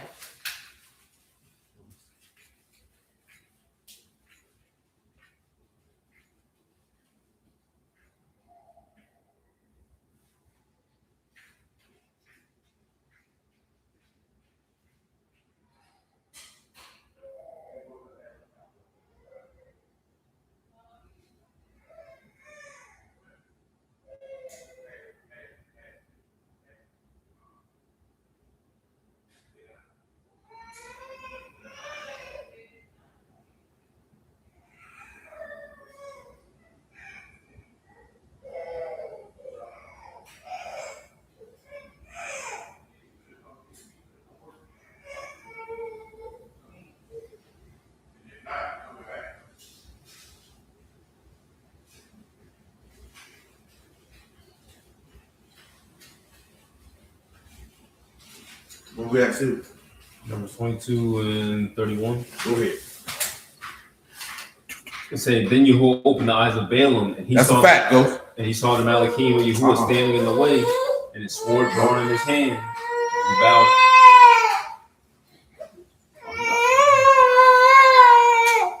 Said he bowed down his head. You want to go get in the bed? You want to get in the bed? Go get in the bed.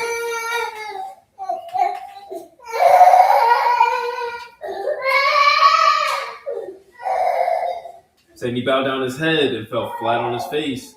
And the Malachim of Yahuwah said unto him, wherefore have you smitten your ass these 3 times? Behold, I went out to withstand you, because your way is perverse before me. Perverse. And the ass saw me and turned from me these 3 times. Look at the key point. You get put in the way in that straight gate because your way is perverse. Given what perverse mean, man. And that straight gate is to get that up. That trouble is to get that perverseness up out you. You know what I'm saying?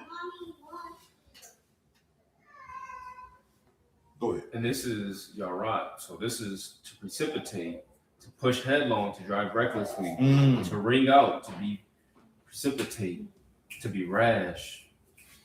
You know what it is to be rash, man? You're making impulsive decisions. You're whimsical. Now you got precipitate, right? What verse you in? Ain't my bicycle 32. Locked up again. Boy, picking that head behind boy up, man. Junk locked up in Costco carrying that boy. He sleep. Boy, that boy heavy as all out though. I did arms today too.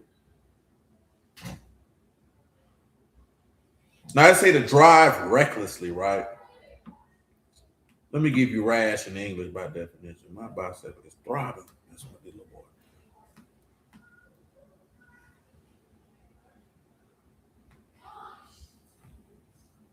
So rash is definitely, oh, they got rash. We don't want that. It's an adjective. It means acting too quickly without thinking about the results. You know what I'm saying? And a lot of people make decisions and you not thinking about the outcome of what is going to happen from what you're doing. See, Balaam got up and left and he wasn't thinking about it because he loved the wages of righteousness. He didn't think about the outcome which could occur from what he was doing. See, in the word, it tell you got to be mindful, man. Another word, what it is, man? What is the passage that's in my brain, man? That you need to be circumspect. Exodus 23 and 13.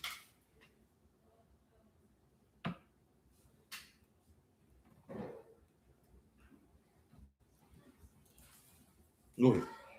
Saying, in all things that I've said unto you, be circumspect, make no mention of the name of other gods, neither let it be heard out of your mouth. Tell them what circumspect means. That is shamar, to keep, guard, observe, to give heed. You need to keep guard and observe and give heed, man. You need to listen. When you keep guard and give heed, then you don't move recklessly. That means you're going to take into account what could be the end result of the choice and decision that you made. Which is why he say, amen, don't go to the left hand nor to the right, but keep your eyes head on, man. Now, see, when you move recklessly, remember, we read from Jeremiah 31 when he said, I've drawn you with loving kindness. When you move recklessly, you don't consider the love of Elohim is enough. So you make decisions based off of desire. You say, man, I'm getting cut up tonight. Well, shoot, praise the Lord, man. I can't speak to that. Now, to precipitate means to cause something bad or unexpected to happen suddenly. You know what I'm saying? So through that reckless moving, bad things can happen to you suddenly, which is what happened to Balaam. You know what I'm saying? But nevertheless, you know, it's in that straight gate. But see, that straight gate is to get you right. You know what I'm saying? To get you right. So, you know, the stuff is what it is. You feel me? But come back to Numbers 10:33. But that's what I wanted to revisit, what we were talking about Wednesday to an extent. And then where we at? It's already after 11. I ain't gonna drag it. And I don't even know what time we're gonna be able to adjust to tomorrow, because we won't be in the building tomorrow because they got a prior engagement in there, man. And I don't know what we're gonna be at a set of time. So I'm just gonna say 1 o'clock and I'll sort it all out later. Read verse 33, number 10.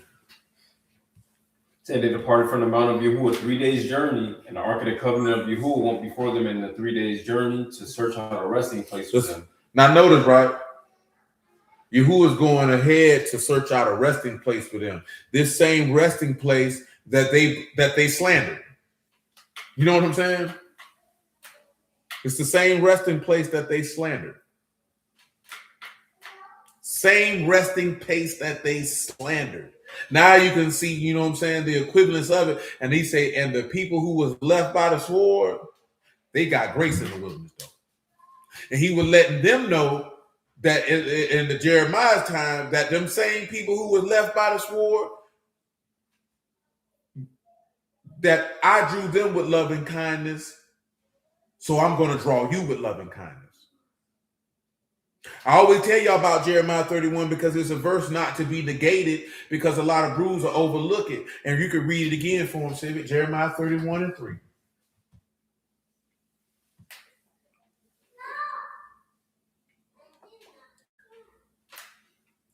Who have appeared of old unto me, saying, Yea, I have loved you with an everlasting love. Everlasting love. Therefore, with loving kindness have I drawn you. I've drawn you. Therefore, with what? With loving kindness have I drawn you. With loving what? Loving kindness have I drawn Tell you. them what drawn mean, man. This is Mashak, to draw, drag, seize, to drawn out. To draw out. So check it. So go to John 6 and 42. Or you got to attract. To attract. Go to John 6 and 39, matter of fact. So when we look at when he say no man can come to the Father except he drawn, now you understand, man, the man draw you with loving kindness, man. That man draw you with chesed. That man ain't draw you with knowing you were Israelite. He ain't draw you with the law. That's not what he said he would do.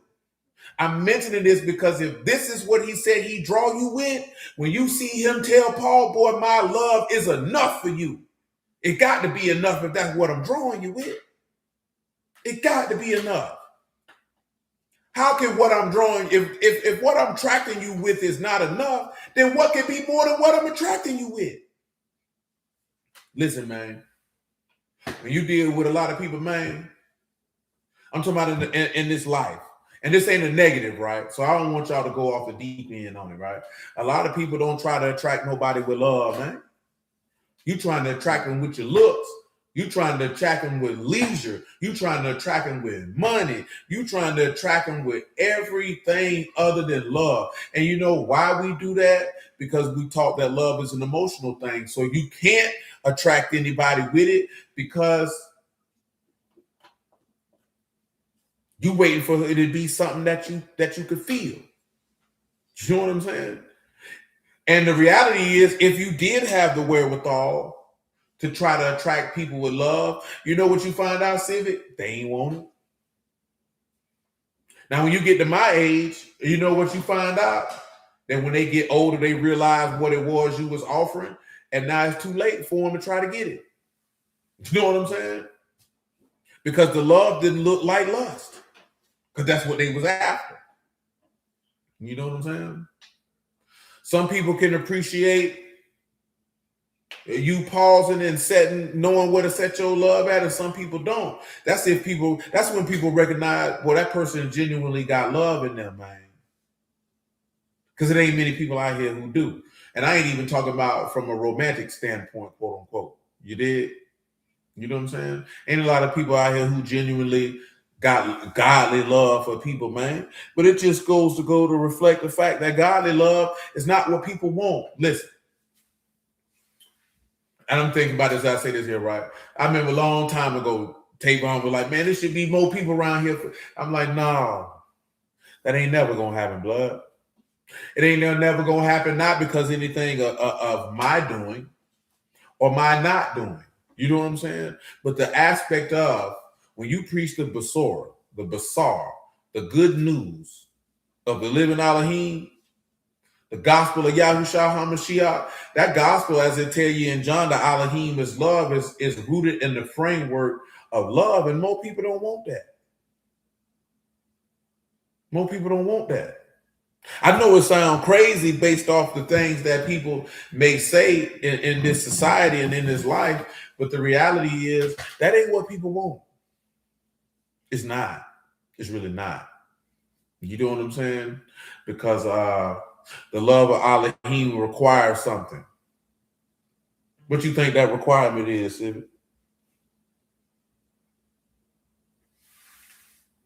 It's the biggest thing that the text talk about. It's not besides Yahushua, faith, obviously, but not in this instance. It requires something that most people don't want to do. Commitment? Not to an extent. It's an offspring of the commitment. It's an offspring of the commitment. People boast and brag in it all the time. And that's self-sacrifice. I was trying to think of the word. about to say not serving, giving up. Yeah, you know, being altruistic, if you will. It's self-sacrifice. Because remember, he said, gather my saints together, which made a covenant with me by sacrifice. You have to slaughter. You have to zabak. You got to slaughter something. You got to lose something. We boast and brag in the sacrifice of Mashiach, but you got to lose something, boy. You got to sacrifice something, boy. Don't nobody want to do that. Before you read what I asked you to read, man, read me 2 Corinthians 5 and 7, man. You know what I'm saying? Like, for real, you know what I mean? Like, and I say this here, and I'm not saying this to ridicule nobody. I'm saying this in the aspect of when we approach the word and how the word is presented to us. That level of love is not genuinely communicated through the text to the point that we want to encapsulate it. You know what I'm saying? That you want to embody it. So what ends up happening, like some of that stuff we was reading from Silent Weapons from Quiet War, they take some biblical principles with their social engineering and they mash them together and they cause people to be on a highway to hell. You know what I'm saying? Just like what I heard a dude say, he said, notice they say it's a stairway to heaven and a highway to hell, which is in reality, wide is the gate and broad is the way. You know what I'm saying? But like I say, it's distress in that straight gate. What's good, my G? Come on. For we walk by faith, not by sight. We are confident, I say, and willing rather to be absent from the body and to be present with the Lord. Mm-hmm. Wherefore we labor that whether present or absent, we may be accepted of him. Mm-hmm. For we must all appear before the judgment seat of Mashiach, that everyone may receive things done in his body according to that he have done, whether good or bad. Mm-hmm. Knowing therefore the terror of the Lord, we persuade men. But we are made manifest unto Elohim, and I trust also are made manifest in your consciences. For we commend not ourselves again unto you, but give you occasion to esteem on our behalf, that you may have somewhat to answer, than which esteem in appearance and not in heart. Esteem in what? In appearance and not in heart. My God, today. For whether we be beside ourselves, it is to Elohim, or whether we be sober, it is for your cause. For the love of Mashiach constrained us. It stops. Because we thus judge that if one died for all. If we judge what? That if one died for all. Then we what? We're all dead. I mean, if we all dead, that means you dead to yourself. You dead to your own will. You dead to your own desires. And the only way that you would judge that if one dead, we would all die is because his love was enough. You would only do that because his love is enough.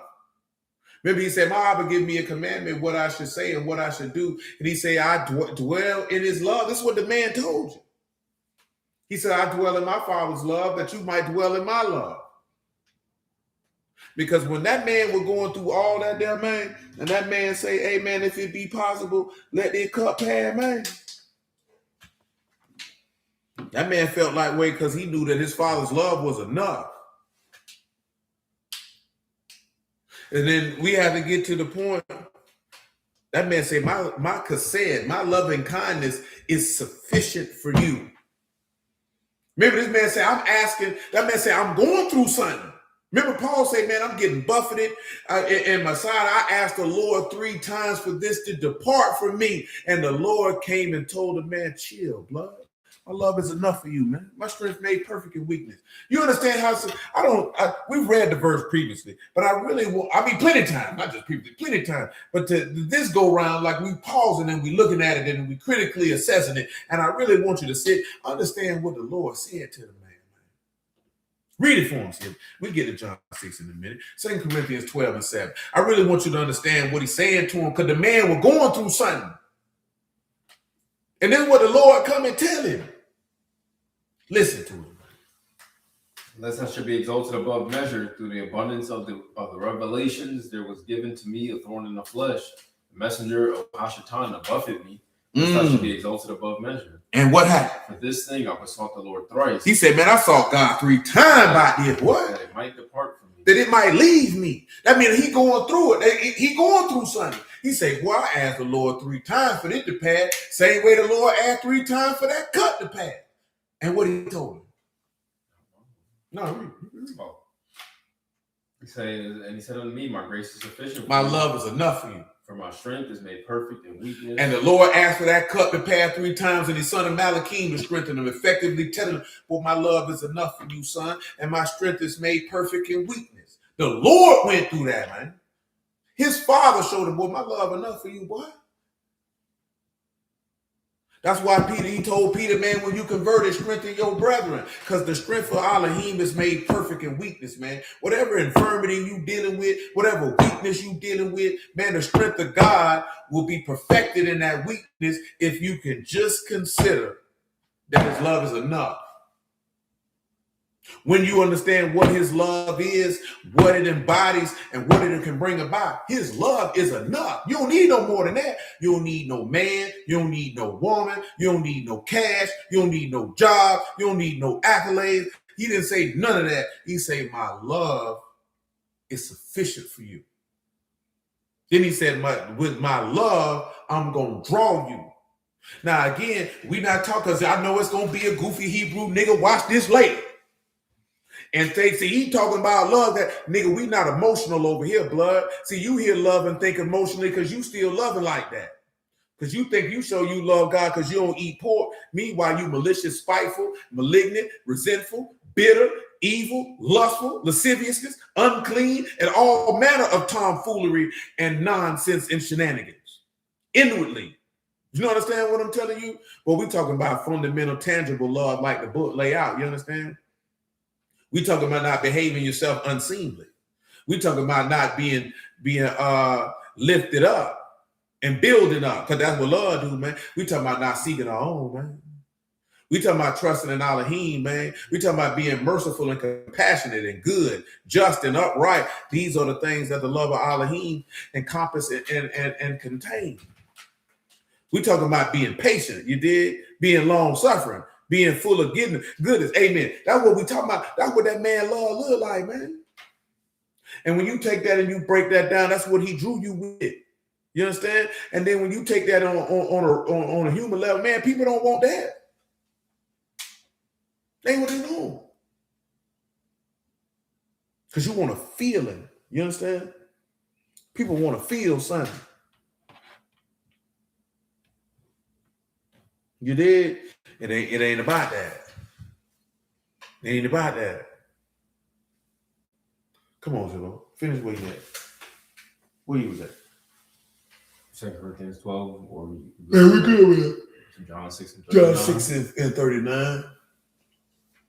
I'm gonna get y'all off here, man. It's creeping up on 11:30. It did. Saying, this is the Abba's will which hath sent me, that of all which he had given me, I should lose nothing, but should raise it up again at the last day. This is the will of him that sent me. Hold on, blood. Go ahead. Say that everyone which see the Son and believe on him may have everlasting life, and I'll raise him up at the last day. Mm-hmm. Yahudi then murmured at him because he said, I am the bread which came down from Shamayim. They said, is it not this Yahushua, the son of Joseph, whose father and mother we know? How is it then that he said, I'll come down from Shamayim? Mm-hmm. Yahushua therefore answered and said unto them, murmur not among yourselves. No man can come to me except the Abba which have sent me. Draw him. And hear what? Raise him up at the last day. Tell him what draw him mean right there, man. This is helkuo or helko, to draw, or drag off, metaphorically, to draw by inward power, or to lead, to impel. To impel, to cause one to move, which is to attract. No one can come to the Father except he draw him. And if he draw you, he'll raise him up at the last day. And what was the verse we read in the other one? I can't even remember, man. My mind getting foggy, man. Well, we pulled the Hebrew definition. You know what? Never mind. Jeremiah 31. He said, with loving kindness, praise you, that I will draw you. You understand? So when he said no man can come to the Father except the Father drawing, praise you, man. You know what I'm saying? Like, that's when you understand, well, what it was he drawing you with. Well, he already told you through the mouth of Jeremiah what he was going to draw you with. Read him John chapter 12, verse 20, man. He was going to draw you with love. But that's not enough. For most. Come here, Joanne.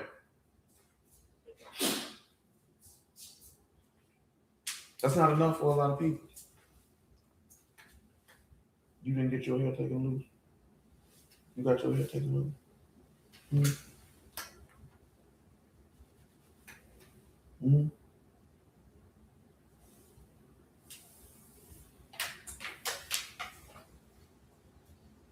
You did get your hair taken. Go ahead.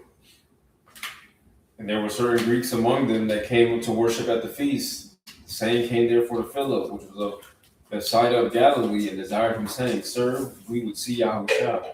Philip came and told Andrew, and again Andrew and Philip told Yahushua. Yahushua answered them, saying, The hour is come that the Son of Man should be esteemed. Mm-hmm. Truly, truly, I say unto you, except the corn of wheat fall into the ground and die, it abide alone. Mm-hmm. But if it die, it bring forth much fruit. Mm-hmm. He that love his life shall lose it. He that hate his life in this world shall keep it unto life eternal. If any man serve me, let him follow me, and where I am, my servant will. There shall also my servant be. If any man serve me, him will I honor. That's right.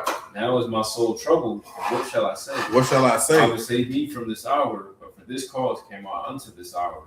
Indeed. I will esteem your name. Then came their voice from showing, saying, Amen. I have both esteemed it and will esteem it again. Listen. The people therefore that stood by and heard. Say it sounded like what? That it thundered. And others said, Malachim spake to him. Yahushua answered and said, This voice came not because of me, but for your sake. Now is the judgment of this world. Now shall the prince of this world be cast out. Cast out. And if I be lifted up from the earth. If I be what? Lifted up from He'll the do earth, what? Will draw all unto me. Do what? All what? Will draw all unto me. Tell him what draw right there, man. See if it's the same word.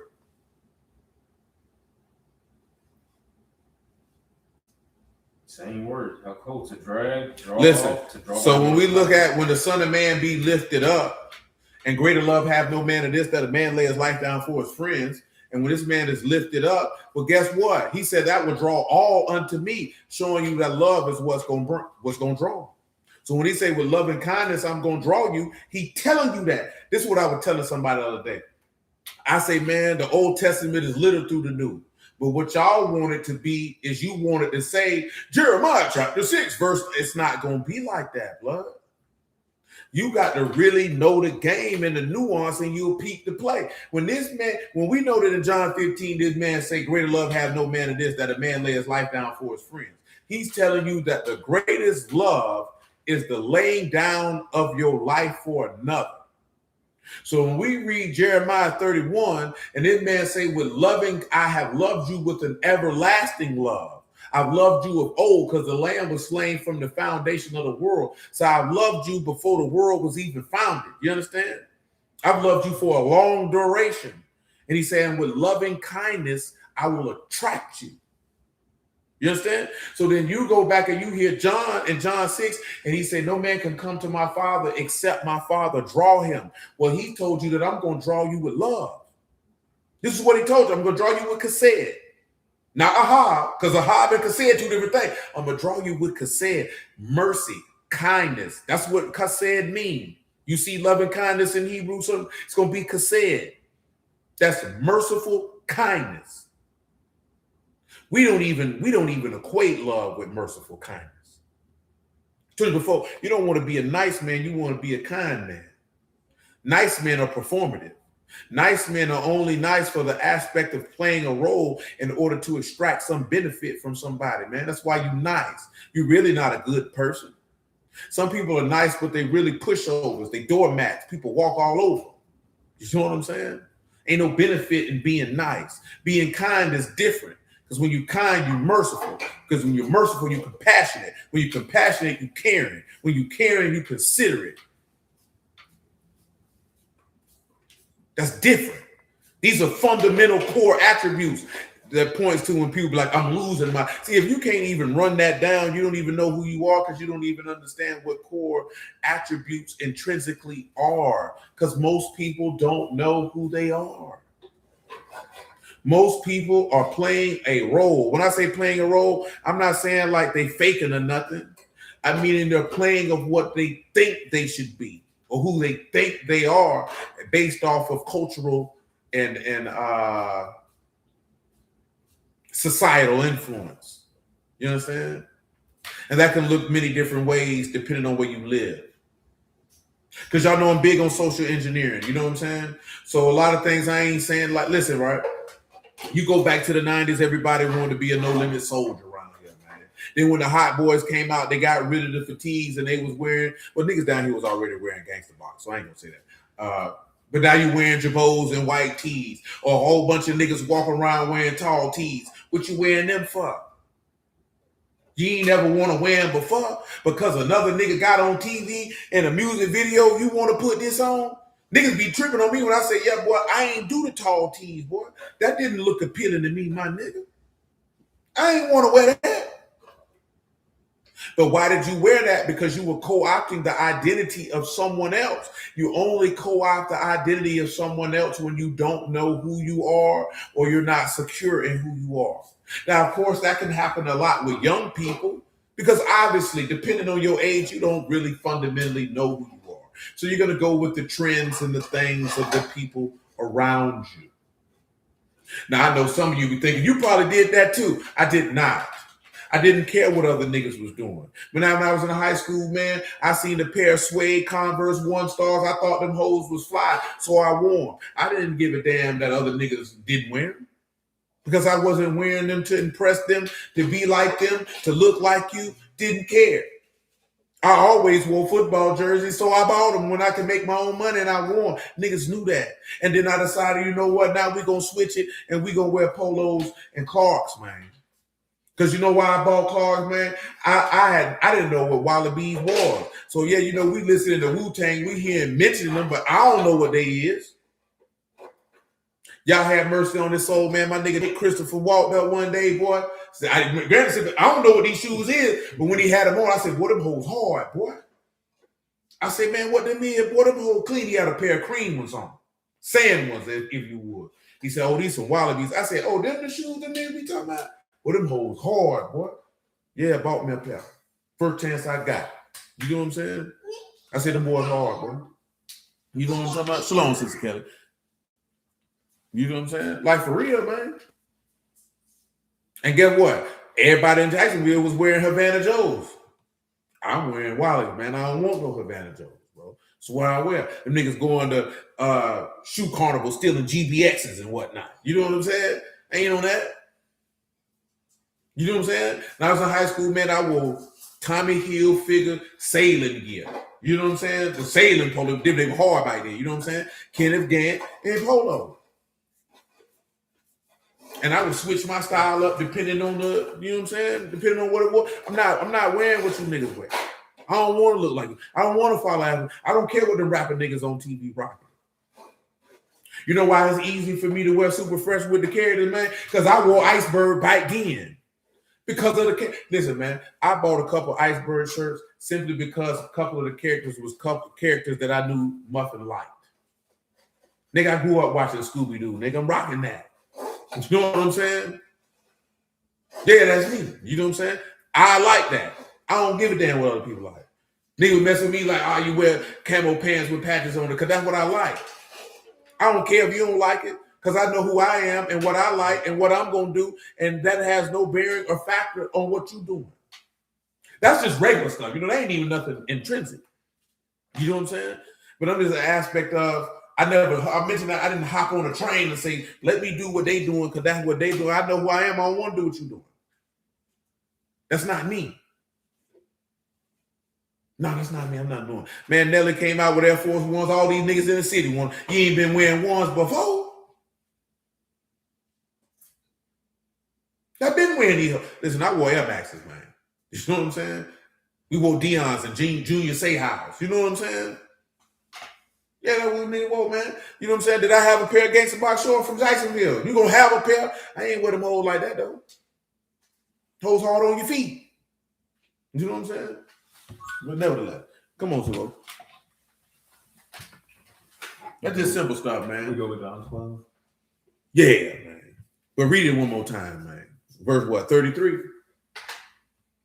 We are at verse 32. John 12, 32. He's saying, if I be lifted up from the earth, will draw all unto me. Listen, man. If this man tell you in 2 Corinthians chapter 12, verse 7, man, my love is enough for you. Because he told you in Jeremiah 31:3 that with loving kindness I would draw you. And he said, no man can come to the Father except I draw him. Except the Father, no man can come to me except the Father draw him. And he said, if I be lifted up from the earth, all men will be drawn unto me. Because greater love have no man it is that a man lay his life down for his friends. The only way that you can be attracted to God is through love. If you ain't got no love, he can't attract you. He can't attract you, man. Listen, man, I'm trying to tell you. Man, that's serious right there. And when I say that, because you understand that if the love is in you, you would understand the love of God is enough.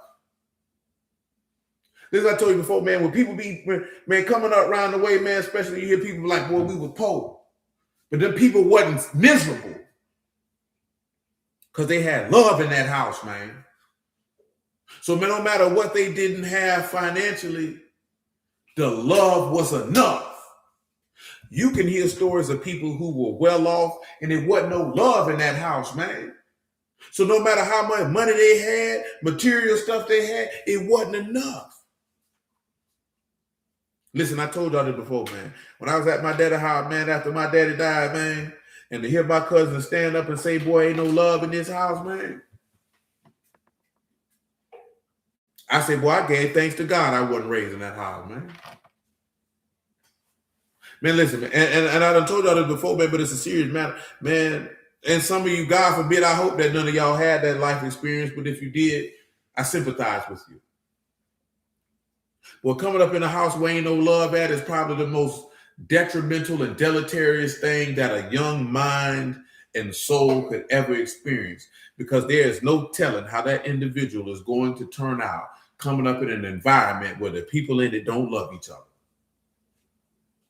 Which is why a lot of people turn out sideways in their word, man, whether Christian or Hebrew, because they're in environments where the people don't love each other, man. Listen, Sunday, after I dropped my old lady to the salon so she could, do her styling thing and how she be doing her thing, you know what I'm talking about? I stopped to the gas station on Blandon because I'm finna pull up on my oldest brother, because he had the kickball game where we played that because they were having a Reigns and Reebok kickball game. When I got out there, I said, boy, I'm not sitting out here too many niggas like, you know what I'm saying? But these older people. But on my way there, I ride past the ICJC building. Because, we don't never see nobody in there. You know what I'm saying? They got their building on Cassidy. So they out there. Now, I ain't stop immediately because Jamal and Joanne sleep. And I'm like, I'm going to have to park this car and keep it running. Because I don't want to take them out because they sleep. Because I want them to stay asleep. You know what I'm saying? I had hit Will. I said, you know what? I'm finna go ahead and double back, right? And pull up on them. You know what I'm talking about?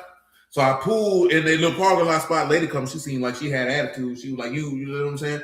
Boom. But when I walk up to bro, I said, yo, check it. We a Hebrew congregation. What? You know the first thing that man asked me, man? Nah, y'all. So y'all keep the commandments. In my mind, I'm like, if I told you we a Hebrew congregation, I'd go without saying. You know what I'm saying?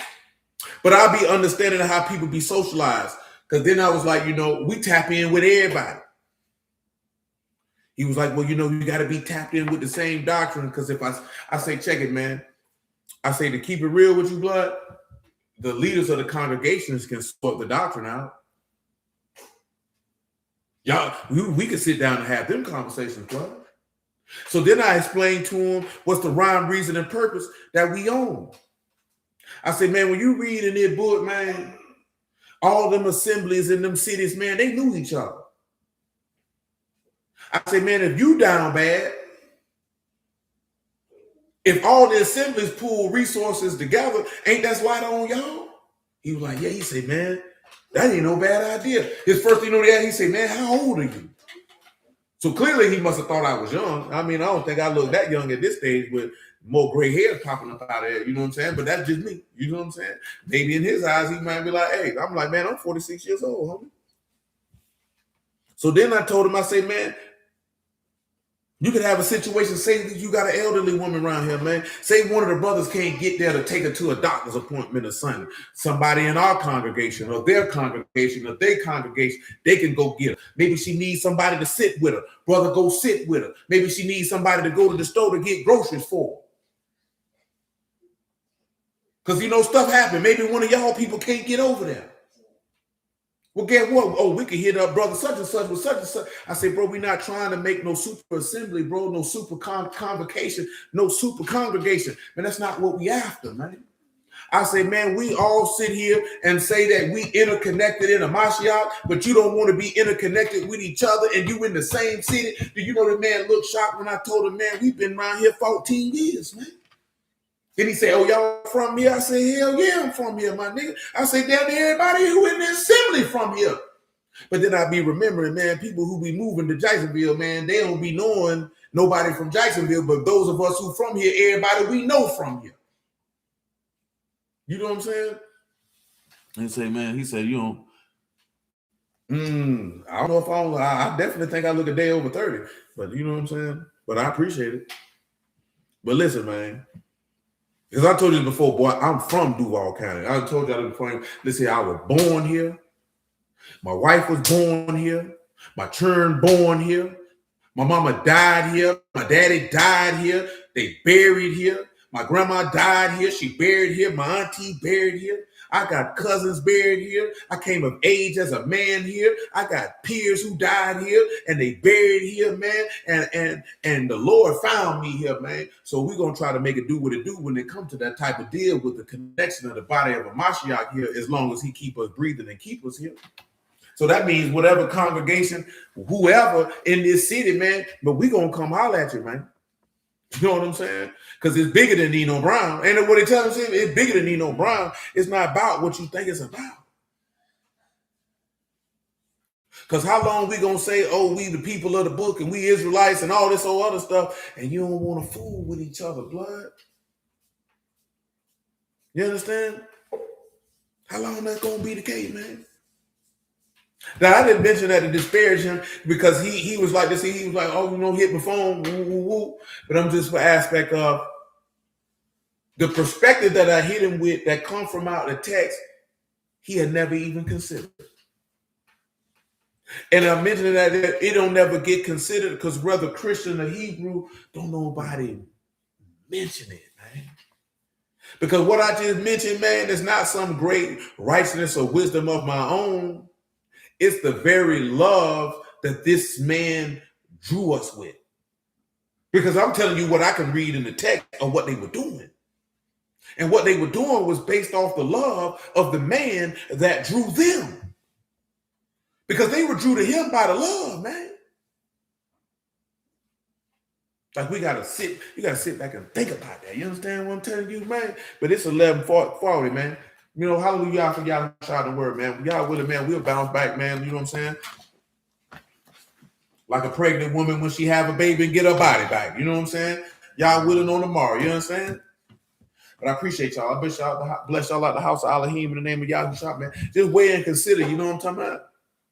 Y'all willing? I get to Elijah eventually. You know what I'm saying? Amen, man. Love you too, man. Listen. Like I say, man, it was that song. Because I heard that song when I pulled up to the garden and Gabe was playing it. And I like the sound of the record. You know what I'm saying? You know that dude from the UK. You know what I'm talking about? I said, that Will didn't be playing. Amen, man. Shalom. You know what I'm saying? I see, like I said, so. But I was listening to the record, man, and he in the last verse of the record referencing that Corinthians. Because it's a lot of things we done went through the word, man, that came from inspiration of me listening to a record. It's many pieces of work that got cooked up from listening to Lauryn Hill's Unplugged. Well, that's a fact. You know what I'm saying? But I think the dude old as me. At least he looked like he was older than me. You know what I'm saying? So yeah, I ain't gonna lie, I was taking it back. I wasn't expecting that when he was like, how old are you? I ain't gonna lie to you, man. Because I know Jetty just mentioned that. He was like, you know, the wisdom. To me, it might be ancient wisdom, but I don't look at it as it's not no ancient wisdom of my own accord. Because all I'm referencing is what I can read off the paper. You know what I'm saying? But I'm more detail oriented and nuance oriented when it comes to this right here. You know what I'm saying? So, and that's not to say that other men are not. You know what I'm saying? It just be I catch on to a lot of small things that people don't catch on to. So then when I look out on the landscape of things, I be like, well, damn, why we not doing X, Y, Z? You know what I'm saying? And then just be like, hey, maybe people just don't consider it. You know what I'm saying? Maybe it's not mentioned. Maybe people ain't teaching them. It could be a multitude of things. You know what I'm saying? But I know by the grace of Elohim, what he put in my mind. So, we move to make it happen. I was talking to Ish about that the other day. Like, I know it ain't going to be a lot, but we don't need a lot. You just need the real ones. And we can go from there. You know what I'm saying? That's all you need. And we can go from there. You know what I'm saying? Because usually the framework is once individuals see you move in a particular type of way, and the people who they may acknowledge and respect or regard hop onto it, they'll get on board. Most people be just worried about their brand. I don't have a brand, so I don't care. You know what I'm saying? Assembly of the Firstborn is not a brand. You know what I'm saying? It's really just a facilitation of a name, and that's it. You know what I'm saying? Amen, man. You who brute, man. Shalom, bro. One love, man. And I told y'all that before, man. We only had his name because the police asked us on atonement when we was out in the street doing what it is that we do, what we went to church and what the name was. Other than that, we might not even have a name. I don't think about stuff like that. I don't say we wouldn't have a name because somebody else might have thought about it. You know what I'm saying? I don't think about stuff like that. I just don't think about it. It's just certain things that I don't think about. You know what I'm saying? And I ain't saying it because I just don't. Like I said, it's kind of like when I was a younger man and Fat Boy used to be like, nigga, why you don't call a cab? I'd be like, why would I call a cab? And every aspect, because I don't think like that, because that's not something that I do.